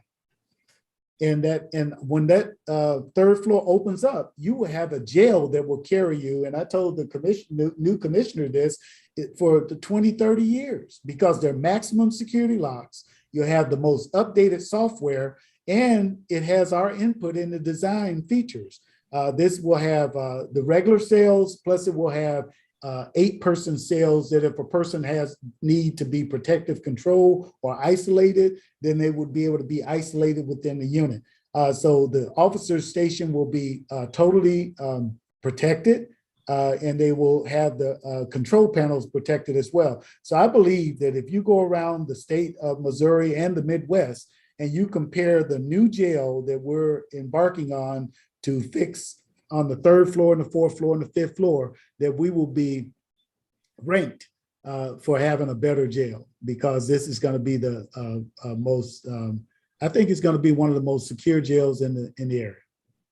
Okay, thank you. And again, I congratulate you on being determined and persistent and trying to make sure that those prisoners are living a safe environment, and the people that work for you are in a safe environment. And so thank you very much. Thank you. I have no other questions. Okay, Alderman Bosley. Thank you. I just wanted to say I appreciate all of the hard work and the presentation. Thank you. The second, I do not have any more questions or comments. Thank you. Okay, Alderman Muhammad. Thank you, Mr. Vice Chairman. Thank you, Commissioner, and welcome to our new commissioner. I have a question in regards to your job, Mr. Commissioner. Before you were the Commissioner of Corrections, you was a superintendent for MSI. Now that MSI's budget has been completely zeroed out and we are calling it an annex for the Justice Center, and now that we have a new commissioner, what happens to your job? Do you go back to the Division of Corrections? Are you retiring? Are you being retained in some other position? And I'm just curious to know that. And before you answer that, can you tell me, how long have you been with the city of St. Louis? Now? 7 years. I've been in the city of St. Louis for 7 years. That's what I thought. So, okay. I met with Commissioner Clemens Abdullah, and again, we had a very pleasant and great meeting without any interventions. It was just her and I. And we're discussing those things now. And before she came, Dr. Isom and Ms. Taylor had several conversations with me. So at this time, I'm unaware of what I am, but I know that I'll be something. And so they expressed to me, Dr. Isom and Ms. Taylor and the commissioner, that they value our relationship. Okay. Well, as soon as I know, I'll let you know. I hope so. I hope you don't plan on going anywhere anytime soon. My next question is, and I know that we're specifically talking about CJC. Is Superintendent Barnes, he's still active, right? Yes. Okay. Was there a reason why he was not invited on the call, or is this just an informal discussion that we're having? Say again. Is there a reason that he's not on the call, or is it just an informal discussion? No, I was invited by Chair Vicario, okay. And I wasn't sure if he wanted to speak to me or if he wanted to speak to the commissioner. I shared with Mr. Kennedy that there would be a new commissioner, and he specifically stated he would like for me to be on the call. So I wasn't privy to anyone else. I invited our commissioner because I wanted to make sure that she was introduced to this fine group of aldermen. Absolutely. Just one more question. I know my colleague from the 14th really dug deep into it, so I don't have to go too deep. And I know you were mentioning the available spaces that you have in CJC. How many people are in MSI, how many people are in the CJC Annex as of today right now? So that number that I gave you was pretty good. We have 28 people in pod 3 that are pretty much disruptive most of the time. And we also have some people that volunteered to go to there, and that's 48 people. And let me just tell you something. We were going to try to move the 48 people back, but they don't want to come back at this time, and because they just wanted to make sure everything was going to be okay. So yesterday, we had the pleasure, the commissioner and I and other staff had the pleasure to go to a graduation program. So we're still doing programs. We didn't put them on hold. Al Long of the Fatherhood Program, he called me several weeks ago and wanted to do a program. I said, let's get it done. So yesterday, we were able to provide cupcakes and cupcakes from our kitchen, as well as juice. And our new commissioner was the graduation speaker. So we are doing programs. We are doing some things. And we're going to try to bring more programs as space becomes available. Okay, sounds good. I yield back. That's all I have, Mr. Chairman. Thank you, Commissioner, all that you have done, and welcome to our new commissioner, Ms. Clemens Abdul. Thank you, Mr. Chairman. Okay, Alderman Narayan. Thank you. Just a couple of quick questions here. So earlier you mentioned vaccines, and I know that, we're over there, you're all kind of in close quarters, and it's even more of a concern than it is maybe for some of us who are, working from home or working from various offices, whatever. Do we have any idea on the percentage of inmates and staff who are vaccinated at the moment? Well, with staff, I don't have an idea, but with the inmates, we were close to the community population percentage. And I was looking up that number because I knew you were going to ask that question. And I had the medical person to send it to me. I can get you the exact number, the update to the date number. But of course, our number moves all the time, but it was about 35% of the inmate population. We're trying to get that up now.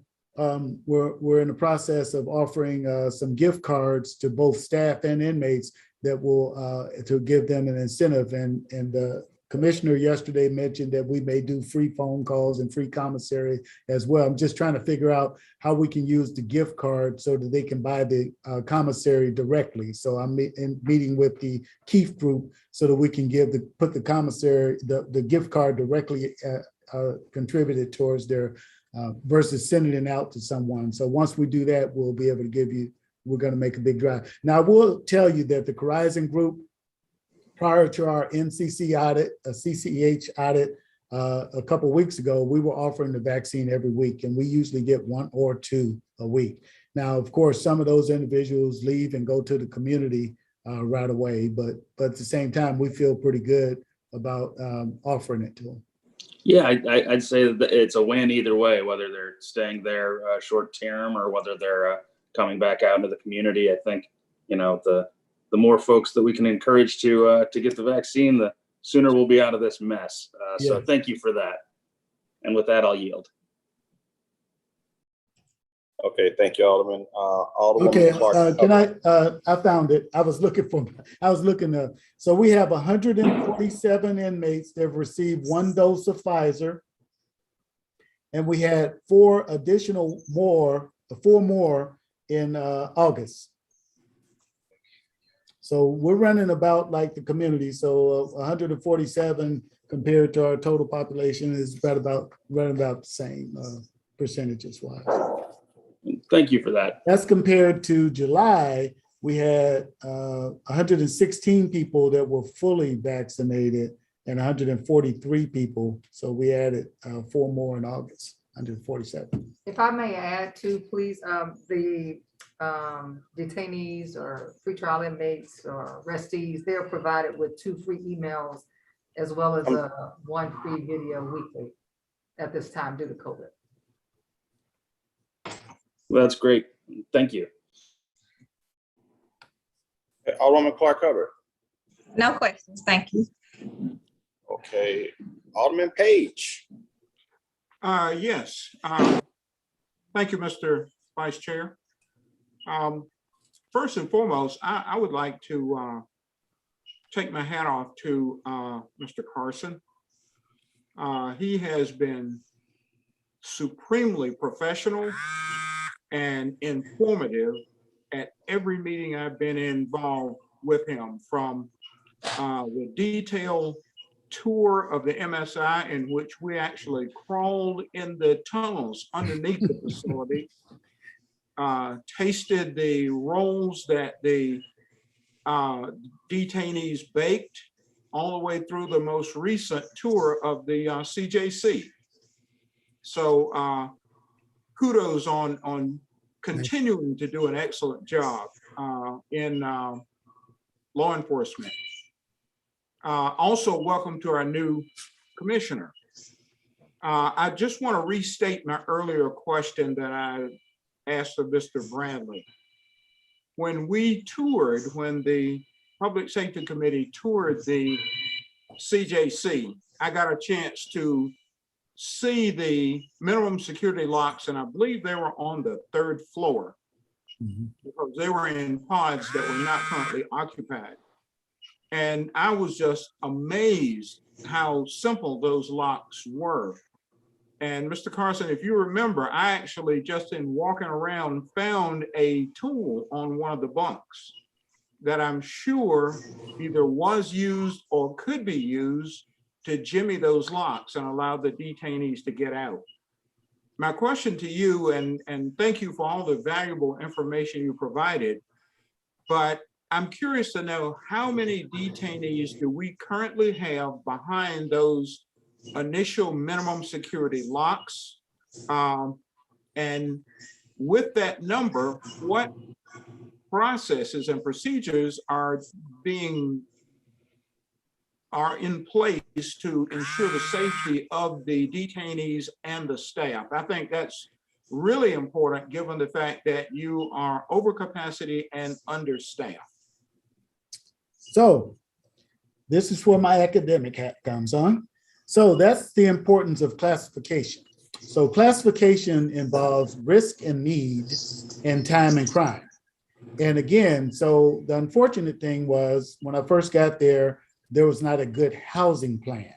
But the commissioner and I are on one accord that we have to be able to separate people by risk, need, programming, and so we've done that. So we went through, I had to slow down, go through and find out who the disruptors were to find out who they were.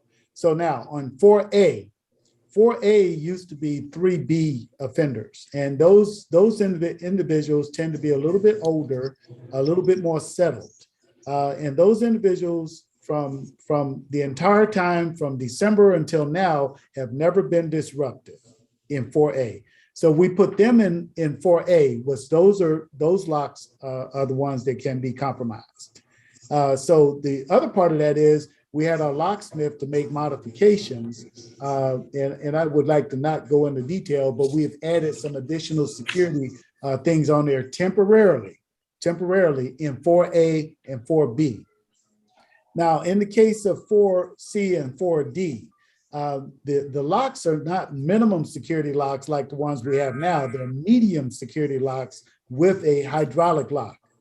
So the problem was not the lock, the problem was the software. So they had to create a software called ACRA to operate from the Southern Folger system we have, that's the software, to the locks that we have that were installed in 4C and D, those are Brinks locks. And so they had to create a software to open them, and that was called ACRA. So I took all of that offline. We're just going to use the key because it wasn't reliable. So we're just doing what they call a code 10, and we're going to operate them on a key. So 4C and 4D are very reliable locks. 4B and 4A are not as reliable, but we have made some modifications that will aid us in those locks. And on the third issue with the sliders, that's just something we're going to have to wait out until we can get the 3rd floor fixed. Okay, thank you so much. It sounds like there is a plan by classification primarily that will minimize the risk of future disruptions or riots. Yes. Am I understanding that correctly? Yes, that in the process, we're in the process of establishing teams of people to review all of the misconducts, and those individuals that have been disruptive and continue to be disruptive, and then put them in a more secure environment until we can get the rest of the jails fixed. Yes. Okay, thank you so much. And with that, I yield back. Thank you, Alderman Page. So I do have some questions. I want to follow up on just a recent statement you made, Mr. Carson.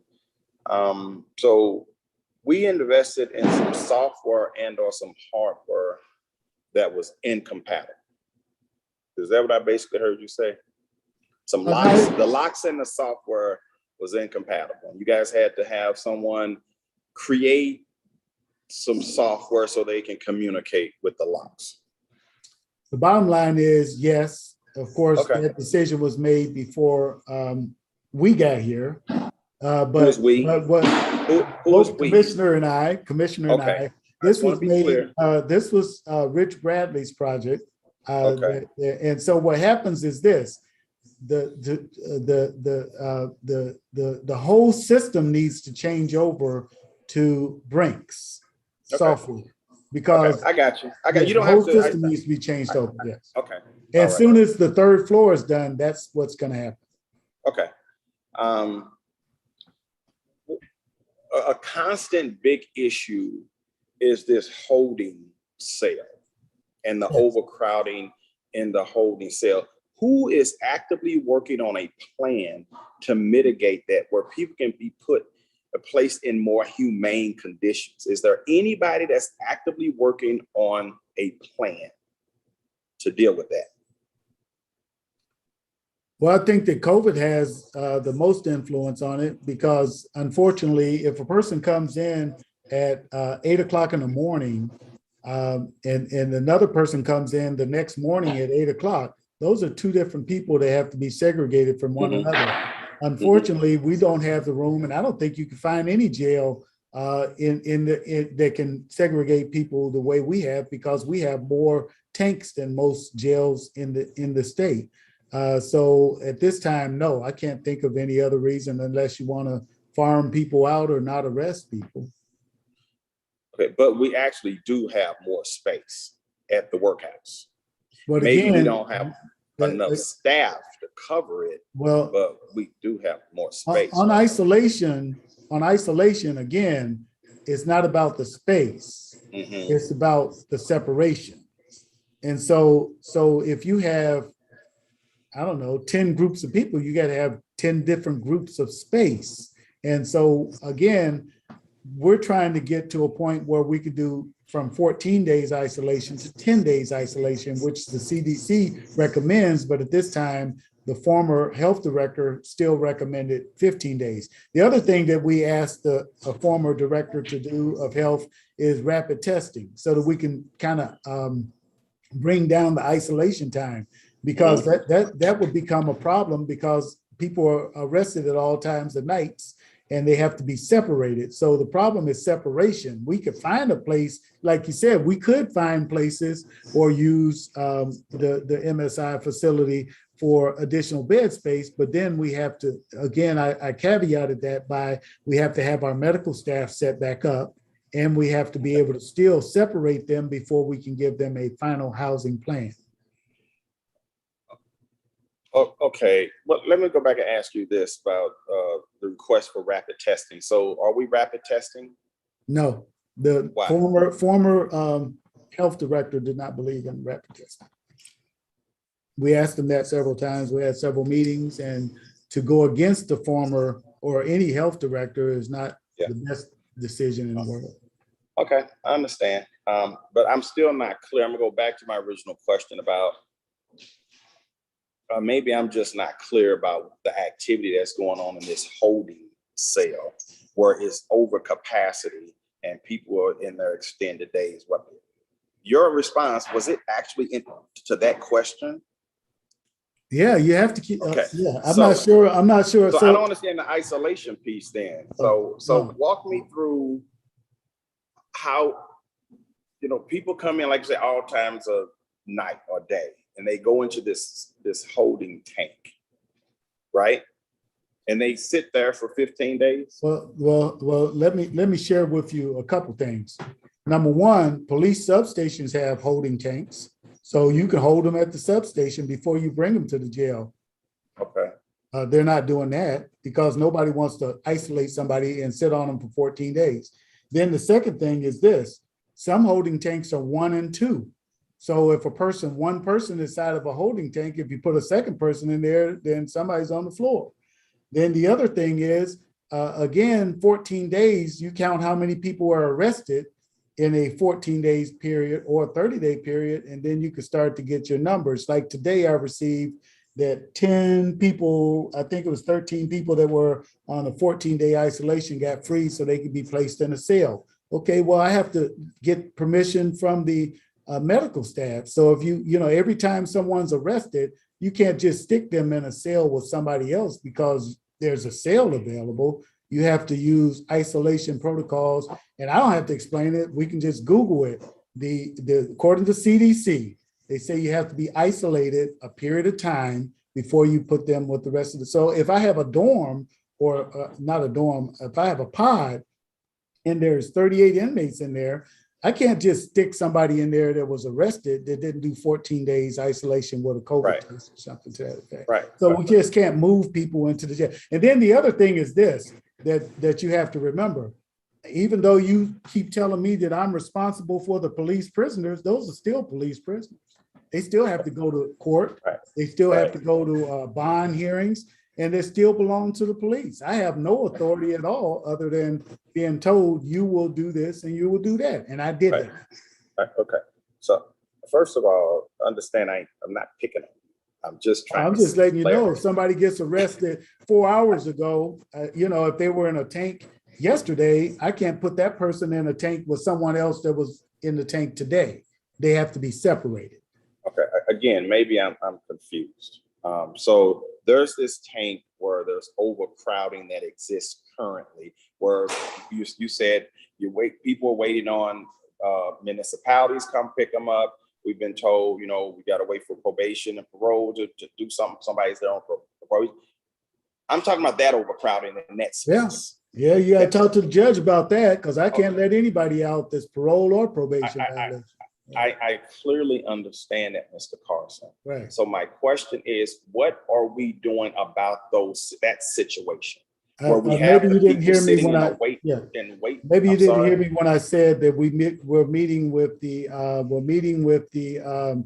circuit attorney's office. Okay. We've sent a list to the judges to remind them of who their probation violations are. Okay. We've contacted the Missouri Department of Corrections about their parole violators. But again, we cannot, all we do is hold people. We don't release them without a judge's order. And so we meet with we meet with them frequently. Not only did I meet with them, the director met with them as well. And so, so those are some of the things we're doing. And if you have any suggestions whatsoever, let me know. We'll follow. Right. So that's what I was asking. Is there a way that we can take some of the people that's in that tank and move them to MSI so that they'll be in more humane conditions? That was where I was going. Yeah, I think that, but you can only take one tank. Say for instance, there's 13 people in one tank. You could take that group of people in that unit. Okay, but would that help alleviate the overcrowding? It'll help until we bring some more people from the downstairs tank or the substations or the arrest. Right.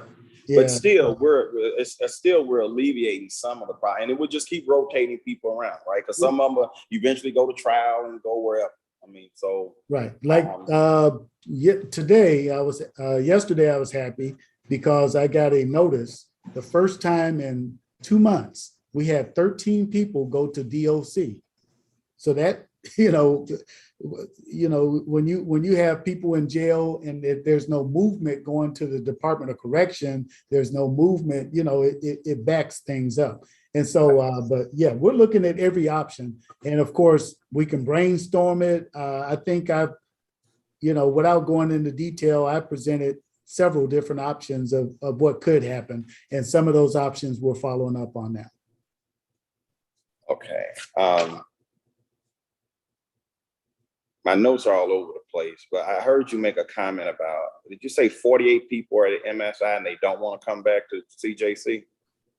Yes, there were volunteers when we had a situation on the recreation yard and we needed some room. And unfortunately, we were backed up for room. And so we had more than that that volunteered, but we took about 55 people, but some of them have been released since then. And so there's 48 volunteers there, yes. Well, isn't that telling though? Isn't that quite telling? A facility that was described as inhumane, people were suffering, and that was so problematic that you have people that volunteered willingly to go into that facility and don't really want to come back. Isn't that something? I think that's almost like a phenomenon. I mean, how is that even possible? But yet that was said before people were crammed into CJC. There are people at MSI that don't want to go to CJC, and there are people at CJC that would rather be at MSI. Those comments were all made before the workhouse was closed, but it was closed anyway. I think what's really, really interesting to me, Mr. Carson, and this is not please understand, and the new commissioner, Ms. Abdullah, this is not an attack on Mr. Carson. He has been doing, as far as I'm concerned, a superb job managing detainees. But we're in a real tough situation right now. We currently have inmates sleeping on floors. Is that right? Yes. Okay.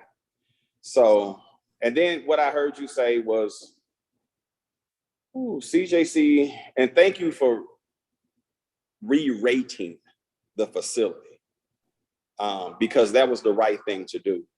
There's no need to tell people you have a 650, bed capacity when you have 2 floors or 1 floor offline, because that just makes the numbers look real fluffy. And so anyway, I appreciate you doing that. But the flip side is what demonstration shows is that we're busting at the seams. So we have a capacity of 389, but we're at 490.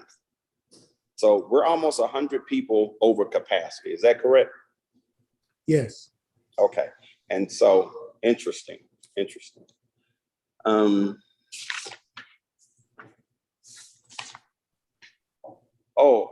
think, did you mention something about looking at how you can, I guess, I don't want to put words in your mouth, but I'm just going to paraphrase what I thought you said. Looking at how you can get medical and different services back at the workhouse so that it could be better utilized? No, I didn't say I was thinking about it. I said we are going to get it. It's just going to take about 90 days. I'm working with Dr. Isom, Commissioner, and Ms. Taylor, and and Kim Maloney, and we're working on. They're trying to figure out what the obstacles are. So one of the things that we have to do is we have to reapply for our pharmacy license because we're at our own pharmacy. And so it takes about 90 days or so. That's what we were told. And we asked them to expedite if they could. Now, when you say we had our own pharmacy, the city of St. Louis or the contractor? No, in order to dispense medication, especially narcotics and below, you have to have a pharmacy license for that site. And so we had a pharmacy license at MSI and we have one at CJC. Now, I'm gonna back up a little bit. So the mayor and the comptroller defunded the workhouse. And in my mind, they had no empirical data. It was just a campaign promise that needed to be executed.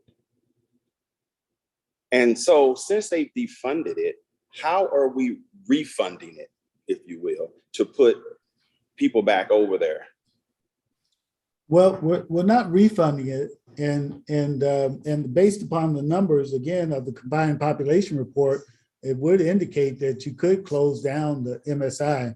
But what we're doing is using the funds that we have available in 633. But I can share this with you, that even the personnel department has not shifted over 632, which is MSI, zeroed out, to 633. So as recent as payroll as last payday, 632 was active on the payroll for personnel, and we've been trying to figure out how to switch everything over to 633. But I'm not quite sure, because there was no guidance given to us by the alderman or anybody else of how to switch that over. So we did approach the personnel to try to find out how to do that, and we're waiting for their direction on how to close out the books at 632. And Mr. Carson, just to be fair to the public that may be watching this, I'm not sure if they know what 630 and 632 is. 632 is MSI. That's the line item budget under public safety, and 633 is CJC, as well as the division. So you have the division and CJC, City Justice Center, under 633, and 632 was the former MSI.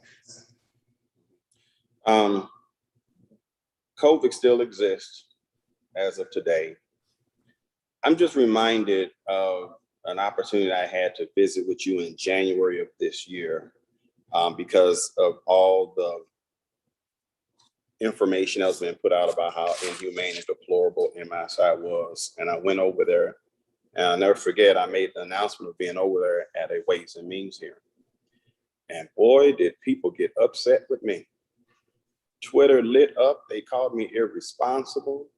They called me every ugly word you could think of. And two of my colleagues, Christine and Gracia and Annie Rice, joined in that conversation. And I am just surprised that I am not hearing the same outrage from the Close the Workhouse people, from my colleagues who chastised me publicly about 100 people being over capacity with 100 people during a pandemic. I don't get it. To me, that's classic hypocrisy. And now what I'm hearing is we basically need to go back to the basics and re-examine the workhouse and reopen the workhouse, basically. That is what we need to do. If we want to make sure that detainees are safe and that they're not spreading COVID, they're not in inhumane condition, because nobody will be able to convince me that the people that are in the Justice Center right now, that's packed in there like sardines right now, are in a better place than they were at MSI. It's not even logical to assume that. And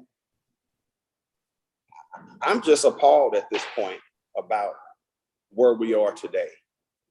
When I listen and try to have compassion and listen to the Close the Workhouse people and the activist people that say they are for humane treatment, and they can say that they're for people, and there's no outrage.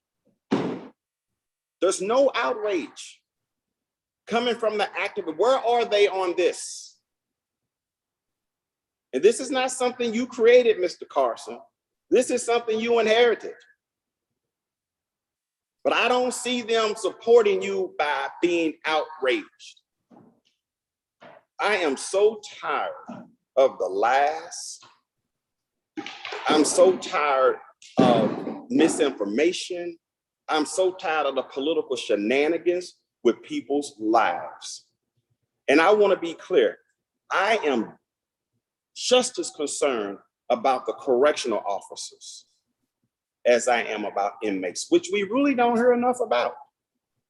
And I heard you say that you guys requested staff vests, and you asked the Board of Aldermen, and didn't make it through. But I want you to understand this: the Board of Aldermen don't run the budget for real. We run around in it. ENA runs it, and if ENA cared about the correctional officers, this is the president, this is the comptroller, and the mayor. If they care about the correctional officers being safe, and needing staff vests, they will allocate the money for it. And I'm hoping with the ARPA funds that we have that you can get those resources because it's needed. This is the first year I can remember in 18 years where so many correctional officers have been put in the hospital because of the conditions in our jail system. And it's not right. And we need to talk more about our corrections officers. They are just as courageous as police officers to me. They have nowhere to run. It's basically 1 or 2 against 100. Man, that's a lot to handle. And we need to have more conversation about how we're going to make our correctional officers safer and pay them more money so that we don't continue to lose them to the other counties, because it's well known, I don't know if it's across the country, but at least in this region, that almost every jail, I'm told, is short correctional officers. That's right. And when we lose people that have been here 10 to 15 years, that's a lot of institutional knowledge. That's a lot of relationships that have been built with detainees whereby they trust them. And we need to look at that. We need to put a plan in place on retention of correctional officers. How do we treat them better? How do we value their service to our community? I am so excited to hear you say that staff have been engaged with the contractor about how to redesign that facility that works more effectively and efficiently and safer for everybody. I mean, I just lit up when you said that, because we don't oftentimes use that common sense of asking the people that really do the hard work, what do you really need to do your job better? And I want you guys to be able to do your job better. You know, I'm committed to that. And I think I've always shown it. I've been very supportive. I mean, I'm the kind of guy, I don't listen to what they say out in the street. I go lay eyes on a situation. And I've never, ever seen inhumane conditions at the workhouse. And I have the receipts too in my phone, the photographs of the facilities where the shower stalls look better than Gold's Gym, where inmates are no longer looking at each other when they use the toilet, that they actually have privacy. Like it's been said before, millions and millions, over $7 million have been put to upgrade that facility. How dare anybody run around St. Louis talking about how people were in inhumane conditions when now, right now, we put people in worse conditions as of today than they were on January the 1st, even after the outbreak that happened in January or February. We've had more problems since April than we had in the past 2 or 3 years. And we definitely need to get it right. And I want to be able to do whatever I can to ensure that you have the proper funding to do it right. One of the things I appreciate about you, Mr. Carson, is you're not going to sugarcoat stuff. You're going to, like it's been said before, you're going to tell it to us straight, and you're going to let us make a decision. And we should make a decision based on your leadership, not on ours, because not one member of the Board of Aldermen have ever been a correctional officer that I know of or ever ran a jail. I know none of them have run a jail. Now, some of us may have been in a jail, but I don't think we ran a jail. And I think that we need to get monthly updates on what's going on. As of today, what we heard is going to be maybe 12 months before we get all the upgrades in place that we need. That's a long time for bad stuff to happen. So I'm hoping that we're doing the good fixes as we go along. But we have 2 facilities. We have financial resources, whether we have an administration that wants to use it right now, but it's there. But I also have one final question and thought. Is it possible for us to hire private security to augment correctional officers? At this time, about 2 months ago or so, I transferred $250,000 into our security contractors budget. We piggybacked off of the airport contract with Garter World. And so we bring those individuals in to help us in non-critical areas that can help our staffing ratios. We also, thanks to Ms. Taylor, was able to get a marshal to look at to handle our front entry, so we don't have to put a correction officer there at least during the day. And so we the great thing about the marshal is she used to be a correction officer at CJC, and those are some of the things that we've done. We're also using civilian staff to process visitors, and we ask for volunteers for overtime. So yes, we're using Garter World Security. We bring them through an abbreviated course of inmate supervision, and we don't put them in serious units, but we use them around the jail. So is it possible that we can, I'm just making this up, double up on them so that we can, once we get the pharmacy license at MSI, to, get MSI back in operation so that we can place people in better humane conditions? Well, I think that the contract runs until December 31st, and the money was running a little short. So I still have enough money to transfer over, but I would definitely have to go to the alderman to get an extension on the contract.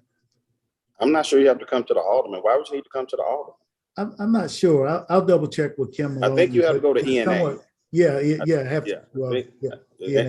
And for the record, Mr. Carson, let's make sure we clear on who's responsible for what, because I don't want the public thinking the alderman is not trying to help them, and it's not the alderman, it's ENA. I appreciate all the aldermen and the ENA alderman have wanted done. to fund MSI. ENA said no. So let's put the responsibility and accountability on the people that really hold that. But anyway, I don't have any further questions or comments. Again, I just want to applaud you for all the hard work that you do. Again, welcome, Commissioner Abdullah. We look forward to having more conversation with you, and maybe next month you'll be in the hot seat after 30 days under your belt. Mr. Chairman, I'm gonna go back to you to see if you had any final thoughts and wanted to just close it out. Oh no, that's this work. We still have other business to do. Yeah, So I'm gonna throw it back to you for progress. Well, and I will, my only other comment was that keep in mind too, in that budget, they included federal prisoners that we don't have at $9 million. So the budget technically is $9 million short of what they really claim to have budgeted. And that, so, there's going to be a lot of fixing that ENA is going to have to figure out how to fund, and I can tell you that as far as the Public Safety Committee, I think you'll have total cooperation on how we fund back, this. So anyway, and again, Mr. Carson, thank you. I know you were somewhat reluctant to want to come. The reason I asked you to come is because you have the most experience, and I also know you're a very truthful, honest person. That I wasn't going to get, a bunch of, kind of nonsense that the questions got answered, and I think it's more just wanting the public to know, nobody's blaming anybody. This jail goes back several administrations. It's just was frustrating that we have asked, we wanted to do it properly in the first place, and it's just become a giant mess. And now it's even a bigger mess. We got federal prisoners that have federal and state charges that now can't even get to their families, or in Kentucky and hundreds of miles away from home. I mean, we have done more to hurt the people in the jails. And, for all the people that said, well, this is for the good of the people in the jail, I disagree that was If the motive was just to have one building and save a bunch of money and cram people and do everybody a disservice, they're right, then they won. To close the workhouse, people did exactly what they wanted to, but cram everybody in one building. Who cares about the people? They're all just jammed in one place. The proper thing to do was to work this out, have not moved the federal prisoners away from their families, you know, and I agree. This is a jail, not a prison. So we're really, you know, used to people were never housed there for years on that, you know, and that is an issue. But I just wanted to wrap that up with what I had to say. If no one, does anyone else have a question? I'll just open it up that real quick. Yes, go ahead. Go ahead. May I? Yeah, oh yes, please. That's what I'm saying. I'm just going to open it up. I just want to reiterate Commissioner Carson and commend him for his transparency. I hope that people understand that we have put people in a dangerous and precarious position in many ways, both our corrections officers who are very, very, very underpaid and I would say overworked, understanding how short-staffed you are, that, you know, it's sadly, it's a boiling pot that, you know, hopefully we can put the lid on it and keep it from boiling over. But my concerns are about the human beings involved on both sides here. So I hope that we can resolve this, and hopefully, you know, if we need to put people back over at MSI, I think that might be the most humane thing to do. But I hope the public and those people that were advocating for the close of MSI so hastily are listening to the pleas of those people that are running the corrections department and those people that are incarcerated there. So, and thank you, Mr. Boyd, for your insight. And Joe, I appreciate, Mr. Chair Vaquero, I appreciate you taking the time to have this, Commissioner Carson before us. Thank you so much. And hopefully we can get this straight before we have anyone else hurt. Thank you. Anyone else on the jail, either on or off the committee?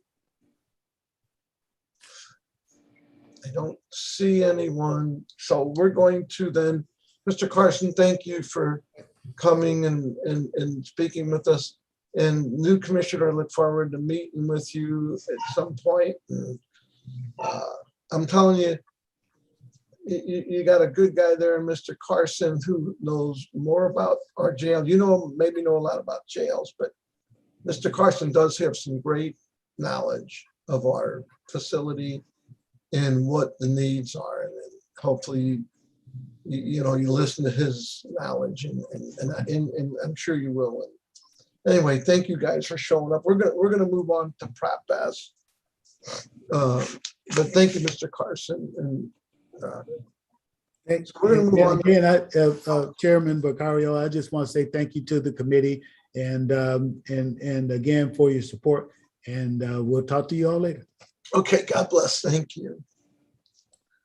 So we're going to move on to Prop S. And again, I'm going to lean on Vice Chairman Boyd, and in this case, Vice Chairman Boyd and not that they're related, but Pam Boyd. The schedule for sending out the RFP,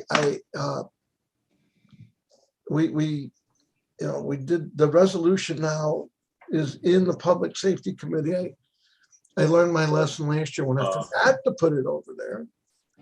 So we did get it in the resolution now is in the Public Safety Committee. And so now we move forward.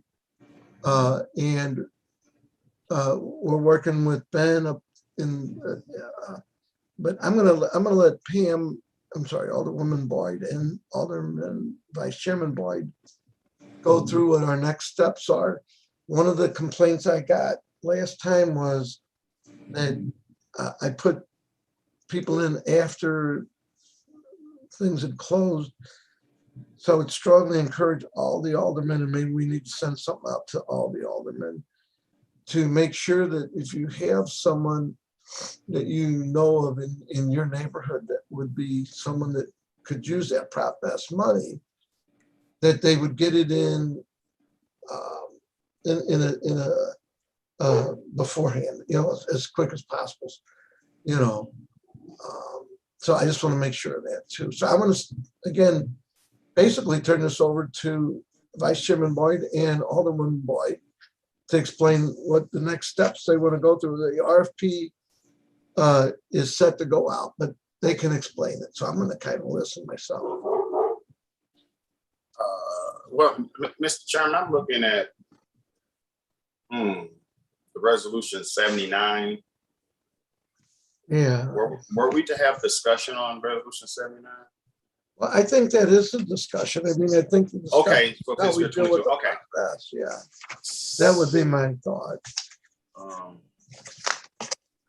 You could certainly tell me if I'm not right, but I thought that was. I believe is the clerk still on? Terry Kennedy? No. If I remember correctly, Mr. Chairman, I believe at this point, we're just approving the RFP being issued. And then the committee will start meeting, the subcommittee will start meeting once the applications come in. But right now, some of the dialogue could certainly be some agreements on how, people won't be added at the last minute, because it's really not fair. Because other people who didn't know they could have done that may have wanted to do that, even a member from the floor, So. And I see Alderman Muhammad has his hand up also. So I'd like. Vic, let's kind of open it unless you have an objection. I think the Vice Chairman is right. I'm sorry, John. Yeah, thank you, Mr. Chairman. The Vice Chairman is right. At this point in discussion, all we're doing is approving the RFP. Then a subcommittee that you put together will meet from that point on. And I don't see the RFP before us, Mr. Chairman. I was looking for the RFP. Well, I know Alderman Boyd, that gets sent out. That got sent to us, didn't it, from upstairs? It was sent to every committee member for comment. Nobody had any comments then. Right. It was just good, and Right. and Ben would be okay with sending out around the time that's listed on RFP. But we as a committee are supposed to vote on the language of the RFP, which most important piece is the date of the issuance. But I don't see the RFP before us. Not the RFP. Yeah, the RFP, request for proposal. As for the solicitation. So I know, and I don't know how to share the screen or anything. What we can do, I can reschedule and make sure that this is able to be put up. Or Alderwoman Boyd, can you put up the RFP? I know you have a copy also. Or Vice Chairman Boyd. Well, it's a public document, so we definitely need to make it accessible to the public. Right, couldn't we do a share? And it should have been attached to the resolution so that everything would be clear. Okay, well then, see, I'm still learning and have certainly a long way to go. But we have plenty of time. So we just right. I just want to make sure. I know that last year I messed up by not even doing the resolution. So this year, at least I made sure to do the resolution. So what you're suggesting is then that we need to we can't just share it on a shared screen.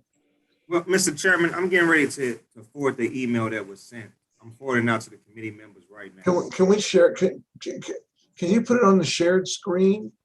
So that way, at least then it is made public. And then maybe we can.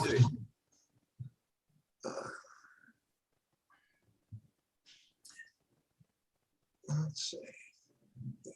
Very good. So, Vice Chairman Boyd, would doing it this way make it public?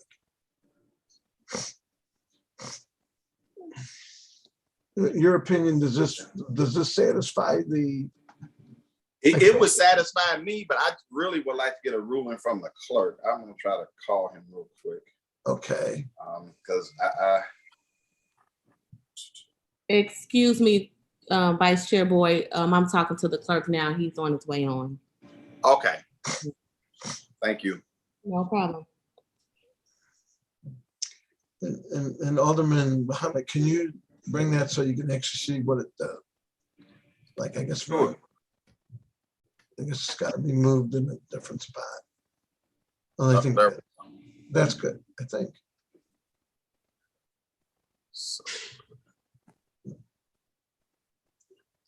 I mean, it's certainly public this way, I guess. Something's not right with that date. It is because it It's says, right. no, it's not right because the one that Ben sent is they was putting it out September and we were giving Right. October, the 15th to respond. Yeah, this is the one from last year. Right. That's the one that I have. So we moved the date. We moved the date up. Mm-hmm. That's correct. Right. And that's why we send it out to all the committee members. So they will be knowledgeable of the date and when the RFPs have to be in. So we can take care of the business at hand and not be rushing at the last minute. Oh, I wonder if the clerk has the latest one. If he Have it, but I just don't know how to do it from my phone. I'm not that techie savvy. I'm here. What is it now? Terry, do you have the latest RFP? We sent it out to everyone. I don't remember the latest RFP. Well, the latest from Ben. I mean, this is the What I put in the drive, the RFP that was last used. Right. Mm-hmm. I don't remember seeing anything. The only difference is the dates. Can we use that RFP and just, while we're in this meeting, change the dates? Would that be an acceptable public way, or do we have to do this differently? Mr. Clerk, I tried to email it to you, the update when we had. It has the updated dates on it. Right. I don't know if you got it. I'm just sending it to, I see something from you. Okay. Chairman Vaccaro, if I could interject here. Sure. Just given the nature of this and the importance of this RFP for youth programs in general, I think it might be wise just to continue this meeting. It sounds like we have until November to get this through. We'll certainly be meeting before then. I don't think this is controversial. No, I think we don't have till November. Right. We want to my mistake. We want to get it out in September, and so what this meeting is just really, because the RFP it goes out. We just are more discussing the time of the RFP. Then the RFP does go out to everyone. Right. Okay. I just want to make sure that we're as no. transparent and public as we can be on it. That's all. Well, no, and so I guess what we were asking the clerk too. So if we put that up on the screen, shared screen, if you could do that with the dates, is that transparent enough? I don't know how to be more transparent, but maybe there is a way. I don't know. That's a one-page RFP. Uh-huh. It is. I sent it to Vaccaro and to Boyd.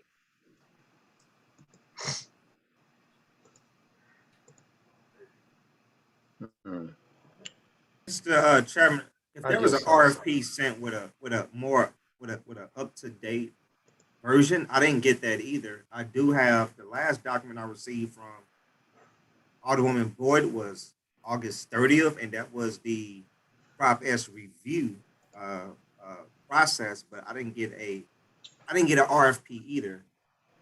In that case, I would agree with my colleague from the or I would rather we discontinue or continue this meeting.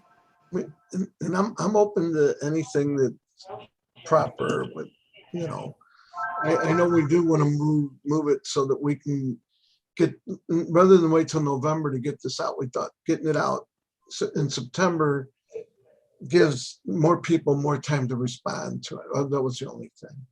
But I am open to, you know, I'm waiting for Terry. Looks like he's our clerk. I'm looking at the older RFP that was used before. It typically tells you, it sets out how you are to make application, what the sections of the RFP should be answering. It also sets out, it's in your drive under committee discussion of Prop S. And it indicates far more than a one-page RFP. The general terms and limitations, it usually indicates Terry, can you put that program up? proposal, how it's supposed to be shaped. Can you put that up on this, on a shared screen with us so we can discuss? Let me see if I can. Mm-hmm. And if you can put it up on a shared screen so we can discuss it, and I'll do it, Mr. Clerk. You got it. Okay. Okay, and if we can get this up on a shared screen. And this was the exact same one I just shared before. Okay, except the difference is the dates, right? No. I mean, the difference that we want to try and send it out in September. Mr. Clark, I just sent it to you from Ben. I just sent the clerk the current proposed RFP, which is a one-pager. It was sent on August the 31st. Mr. Clerk, I just sent it to you. Thank you, Jeffrey. And it's just a one page, real simple. It has a link on it to tell people where to go and how, what the clerk said. It has a link. It doesn't have all that verbiage, but it has a link for them to click so that they can know what the requirements are. And I just send it to everybody that's on the committee. It should be in your email. And it's a simple process. The question is, Mr. Clerk, can we put this on the screen, the current recommended request for proposal, and vote on it?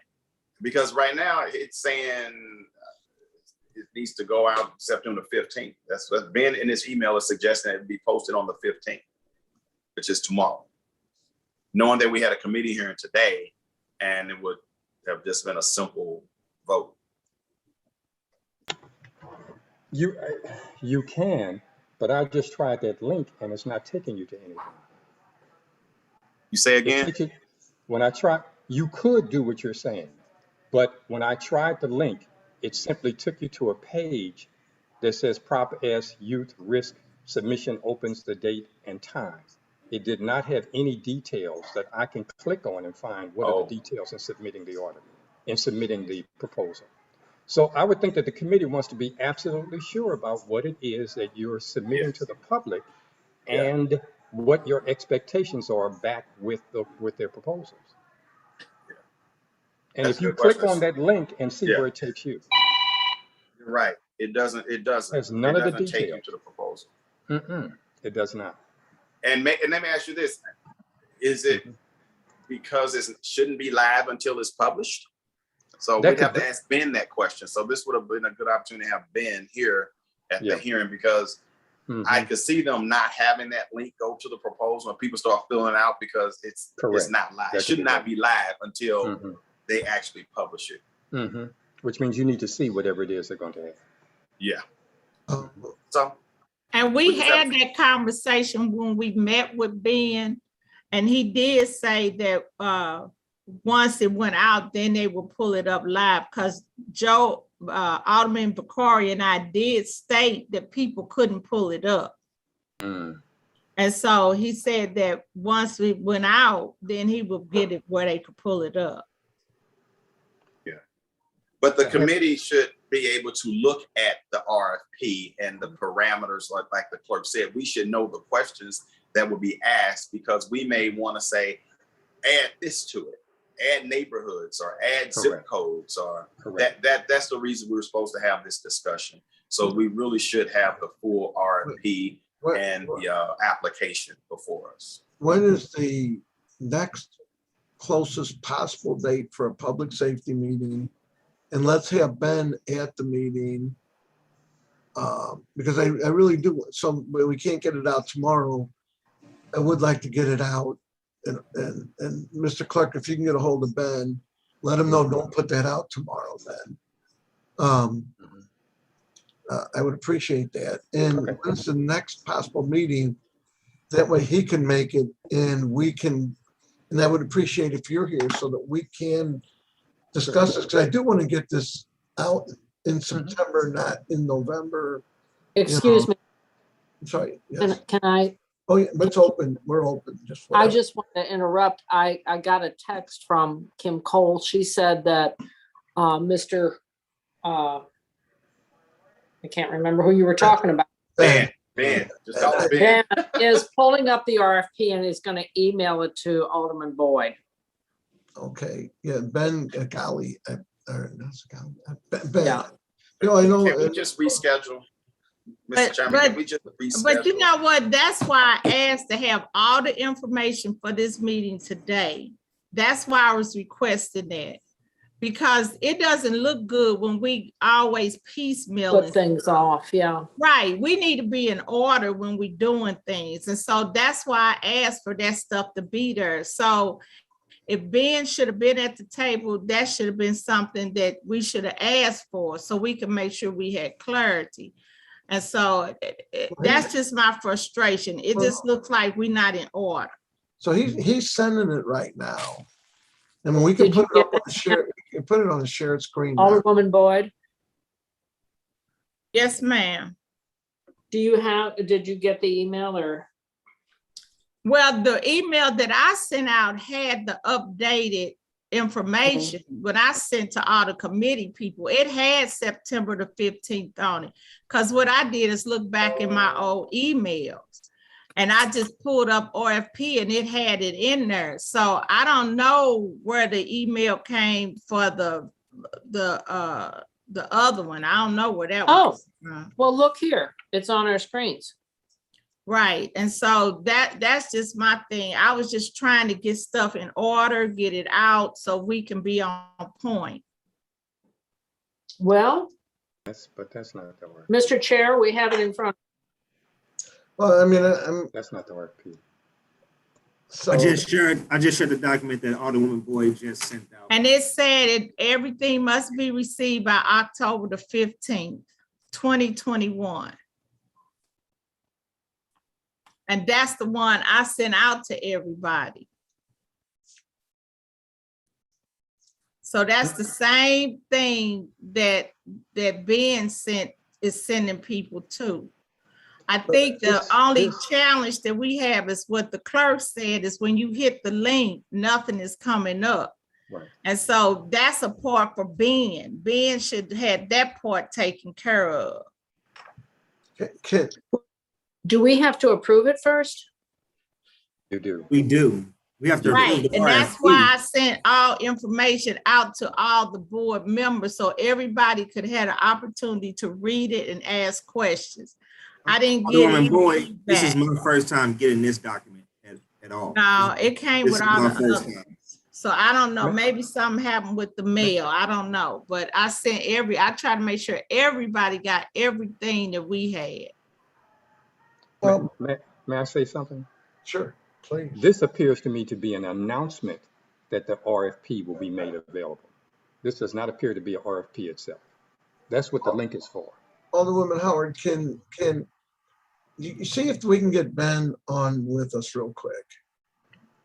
Hold on. You can call Kim and see. Let me see. If you want to, I believe there's time. You could set a meeting next Tuesday. So we still have time, Mr. Clerk. You do. And if you want to change that date, this committee determines the date, not the administrative branch. You determine what date you want the RFP, the closeout date. This committee controls what date it is issued and what day you want people to respond. Well, I think that was the challenge because we had agreed upon the date over a month ago. Oh, okay. Yeah. Okay. Alderwoman Howard's trying to get him on the phone. Maybe we can get a copy in. Well, you know what? I don't know. What is the date for Well, You know, we can, oh, here, look at, what is this if we scan down? I think maybe Mr. Chair, the link does not work because the submission has not opened until tomorrow. Right. And I'm assuming that Ben thought that we would approve this today, which is why it does not open until tomorrow at 8 a.m. But I also agree with the clerk. It looks like we have an announcement, not an official RFP. The RFP document that we usually have will be roughly 3 to 4 pages long. right. That's what I have seen since serving. So we do not have the RFP document. So, Mr. I would Clerk, want to look at it. So I would go back again to my colleague from the 24th asking that we continue this meeting to a later date. well, no, I'm fine with that. So, Mr. Clerk, can you get a hold of Ben? Let him know, do not open that link tomorrow, but be prepared for next Tuesday that we can have everything we need so that we can, and we'll determine the date at next Tuesday's meeting, which I'd like to make that date the day after that meeting. Because I don't want him to if he opens that link up today, tomorrow, that could be a problem. So if you can handle all that, and then let's have a meeting. Okay. What time next Tuesday? Do you know offhand? Or? I know you normally meet in the afternoon. You could. I'm good with whatever time you tell me. I have to check the schedule. Okay. Well, just let us know. I'll let you know. Okay. Okay. And I don't disagree with everybody. And Here's something I got just from Kim. The ads are placed to run tomorrow and they don't know if they can be pulled at this point. That can be. Okay. You know, I don't know. on the city website?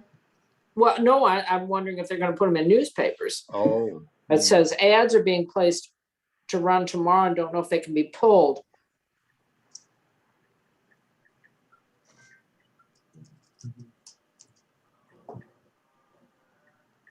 I'm asking her if they're in the public domain.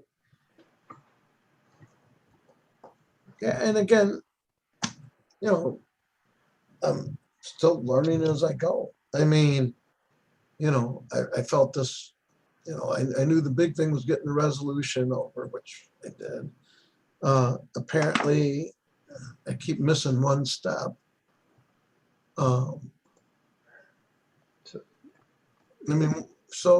Responding, hold on. Ads will run tomorrow in the Post and the American. So I don't know. I'll defer to the sponsor, Alderwoman Boyd. Interest? I'm not the sponsor of No, this. I'm the sponsor of the resolution. I was just trying to help so we would be in order. No, I'm the sponsor of the resolution. Is there a way that we could just continue the meeting over for sometime tomorrow? And it'd be like a 15-minute meeting. Everybody get a chance to get the email of the RFP and look it over. And we could vote on it tomorrow. Continue it tomorrow at 9 o'clock or so. Mr. Clerk, is there a time slot available tomorrow? I don't think we have any meetings tomorrow. So we could do it in the morning, 10 o'clock. Okay, 10 o'clock tomorrow. I would ask if the vice chairman, if I'm not capable of signing I'll off. be available. I'll make myself available. Okay, because I have an eye doctor appointment. I'm going to a retina specialist. And I believe that's at 9 o'clock, and I don't know how long that takes for them. I'll if you're not available and you give me permission to start the meeting, we're on. Mr. Clerk, absolutely, he has permission to start the meeting. Because there's a fair chance that I'll still be at the eye doctor. I don't know that, but So we would just move to recess the meeting today until 10 a.m. tomorrow. Okay. And if you want, because if the mans are going to run, they're going to be there early in the morning. And we'll catch up with them. Okay. He would, if I may, Mr. Chair, he would need to send the RFP so all the members can see it today. Yeah. Mhm. And Which can they you, should have it, because I'm with our woman Pam Boyd. I saw everybody named on it. Everybody should have gotten it last week. So, but she sent it again today, so everybody should have it right now. so That's everybody, what was sent to me was an announcement for the RFP. It wasn't the actual RFP. Now, You're Mr. right. Clerk, he sent the online application, and I just need to tell him to send the RFP. The Okay, actual RFP. okay. Not I'll the- do that now. Yeah, not just the announcement for the RFP, but the actual Full RFP. Oh, okay, so he's sending the online application, the RFP instructions, and the RFP notice. That's what we need. RFP Okay. itself. I'm trying to get him on the phone now, so.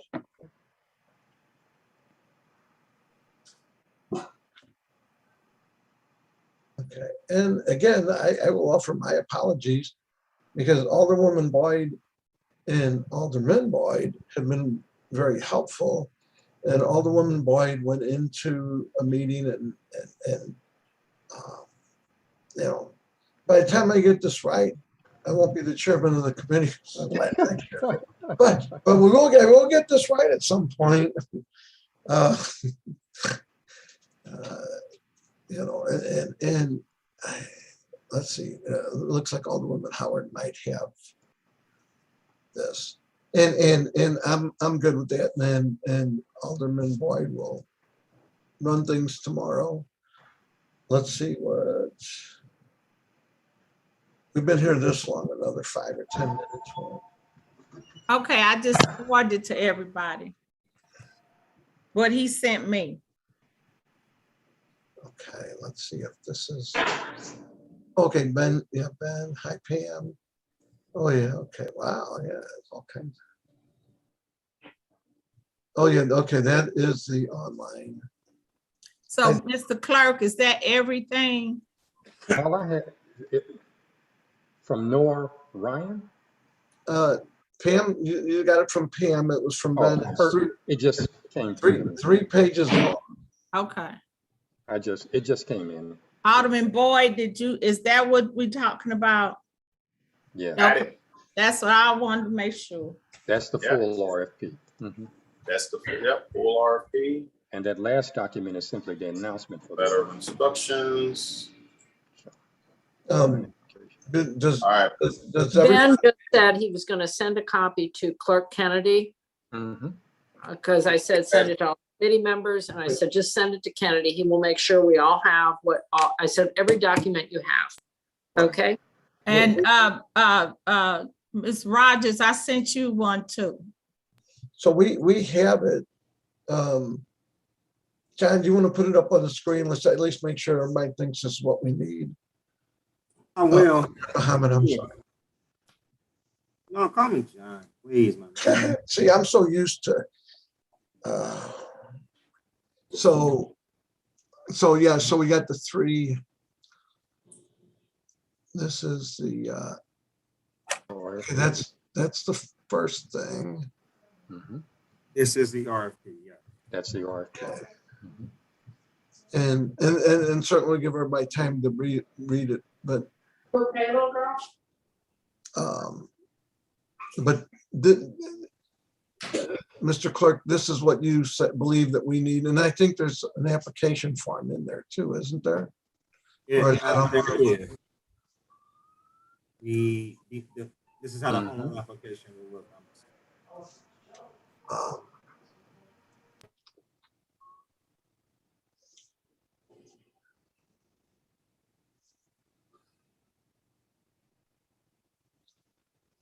And it's 5 pages long, so.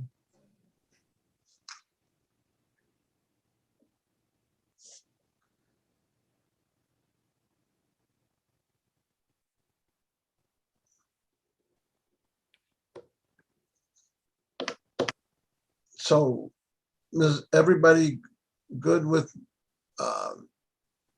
tomorrow then? Is that what we've agreed on? I'm okay proving it now, to be honest. Is everybody okay with approving it now? I'm good with whatever. I'm certainly the only one that screwed this up,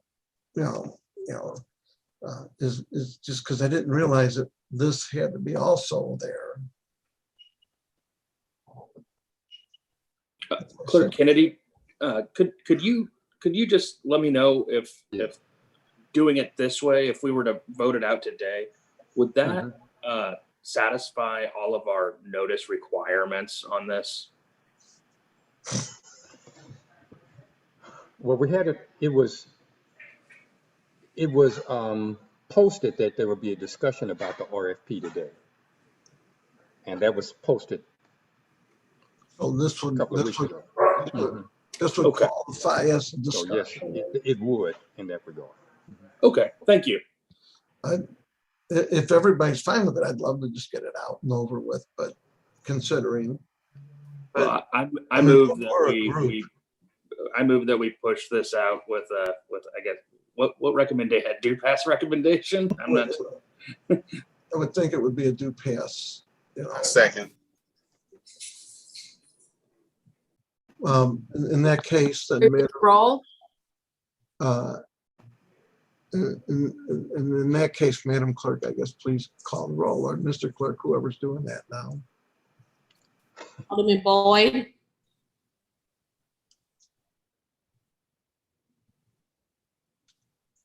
Alderwoman Davis. Alderwoman Howard. Aye. Alderwoman Spencer. Alderwoman Boyd. Aye. Alderman Bosley. Alderman Muhammad. Aye. Alderman Bosley's an aye, sorry. Alderman Oldenburg. Alderman Narayan. Aye.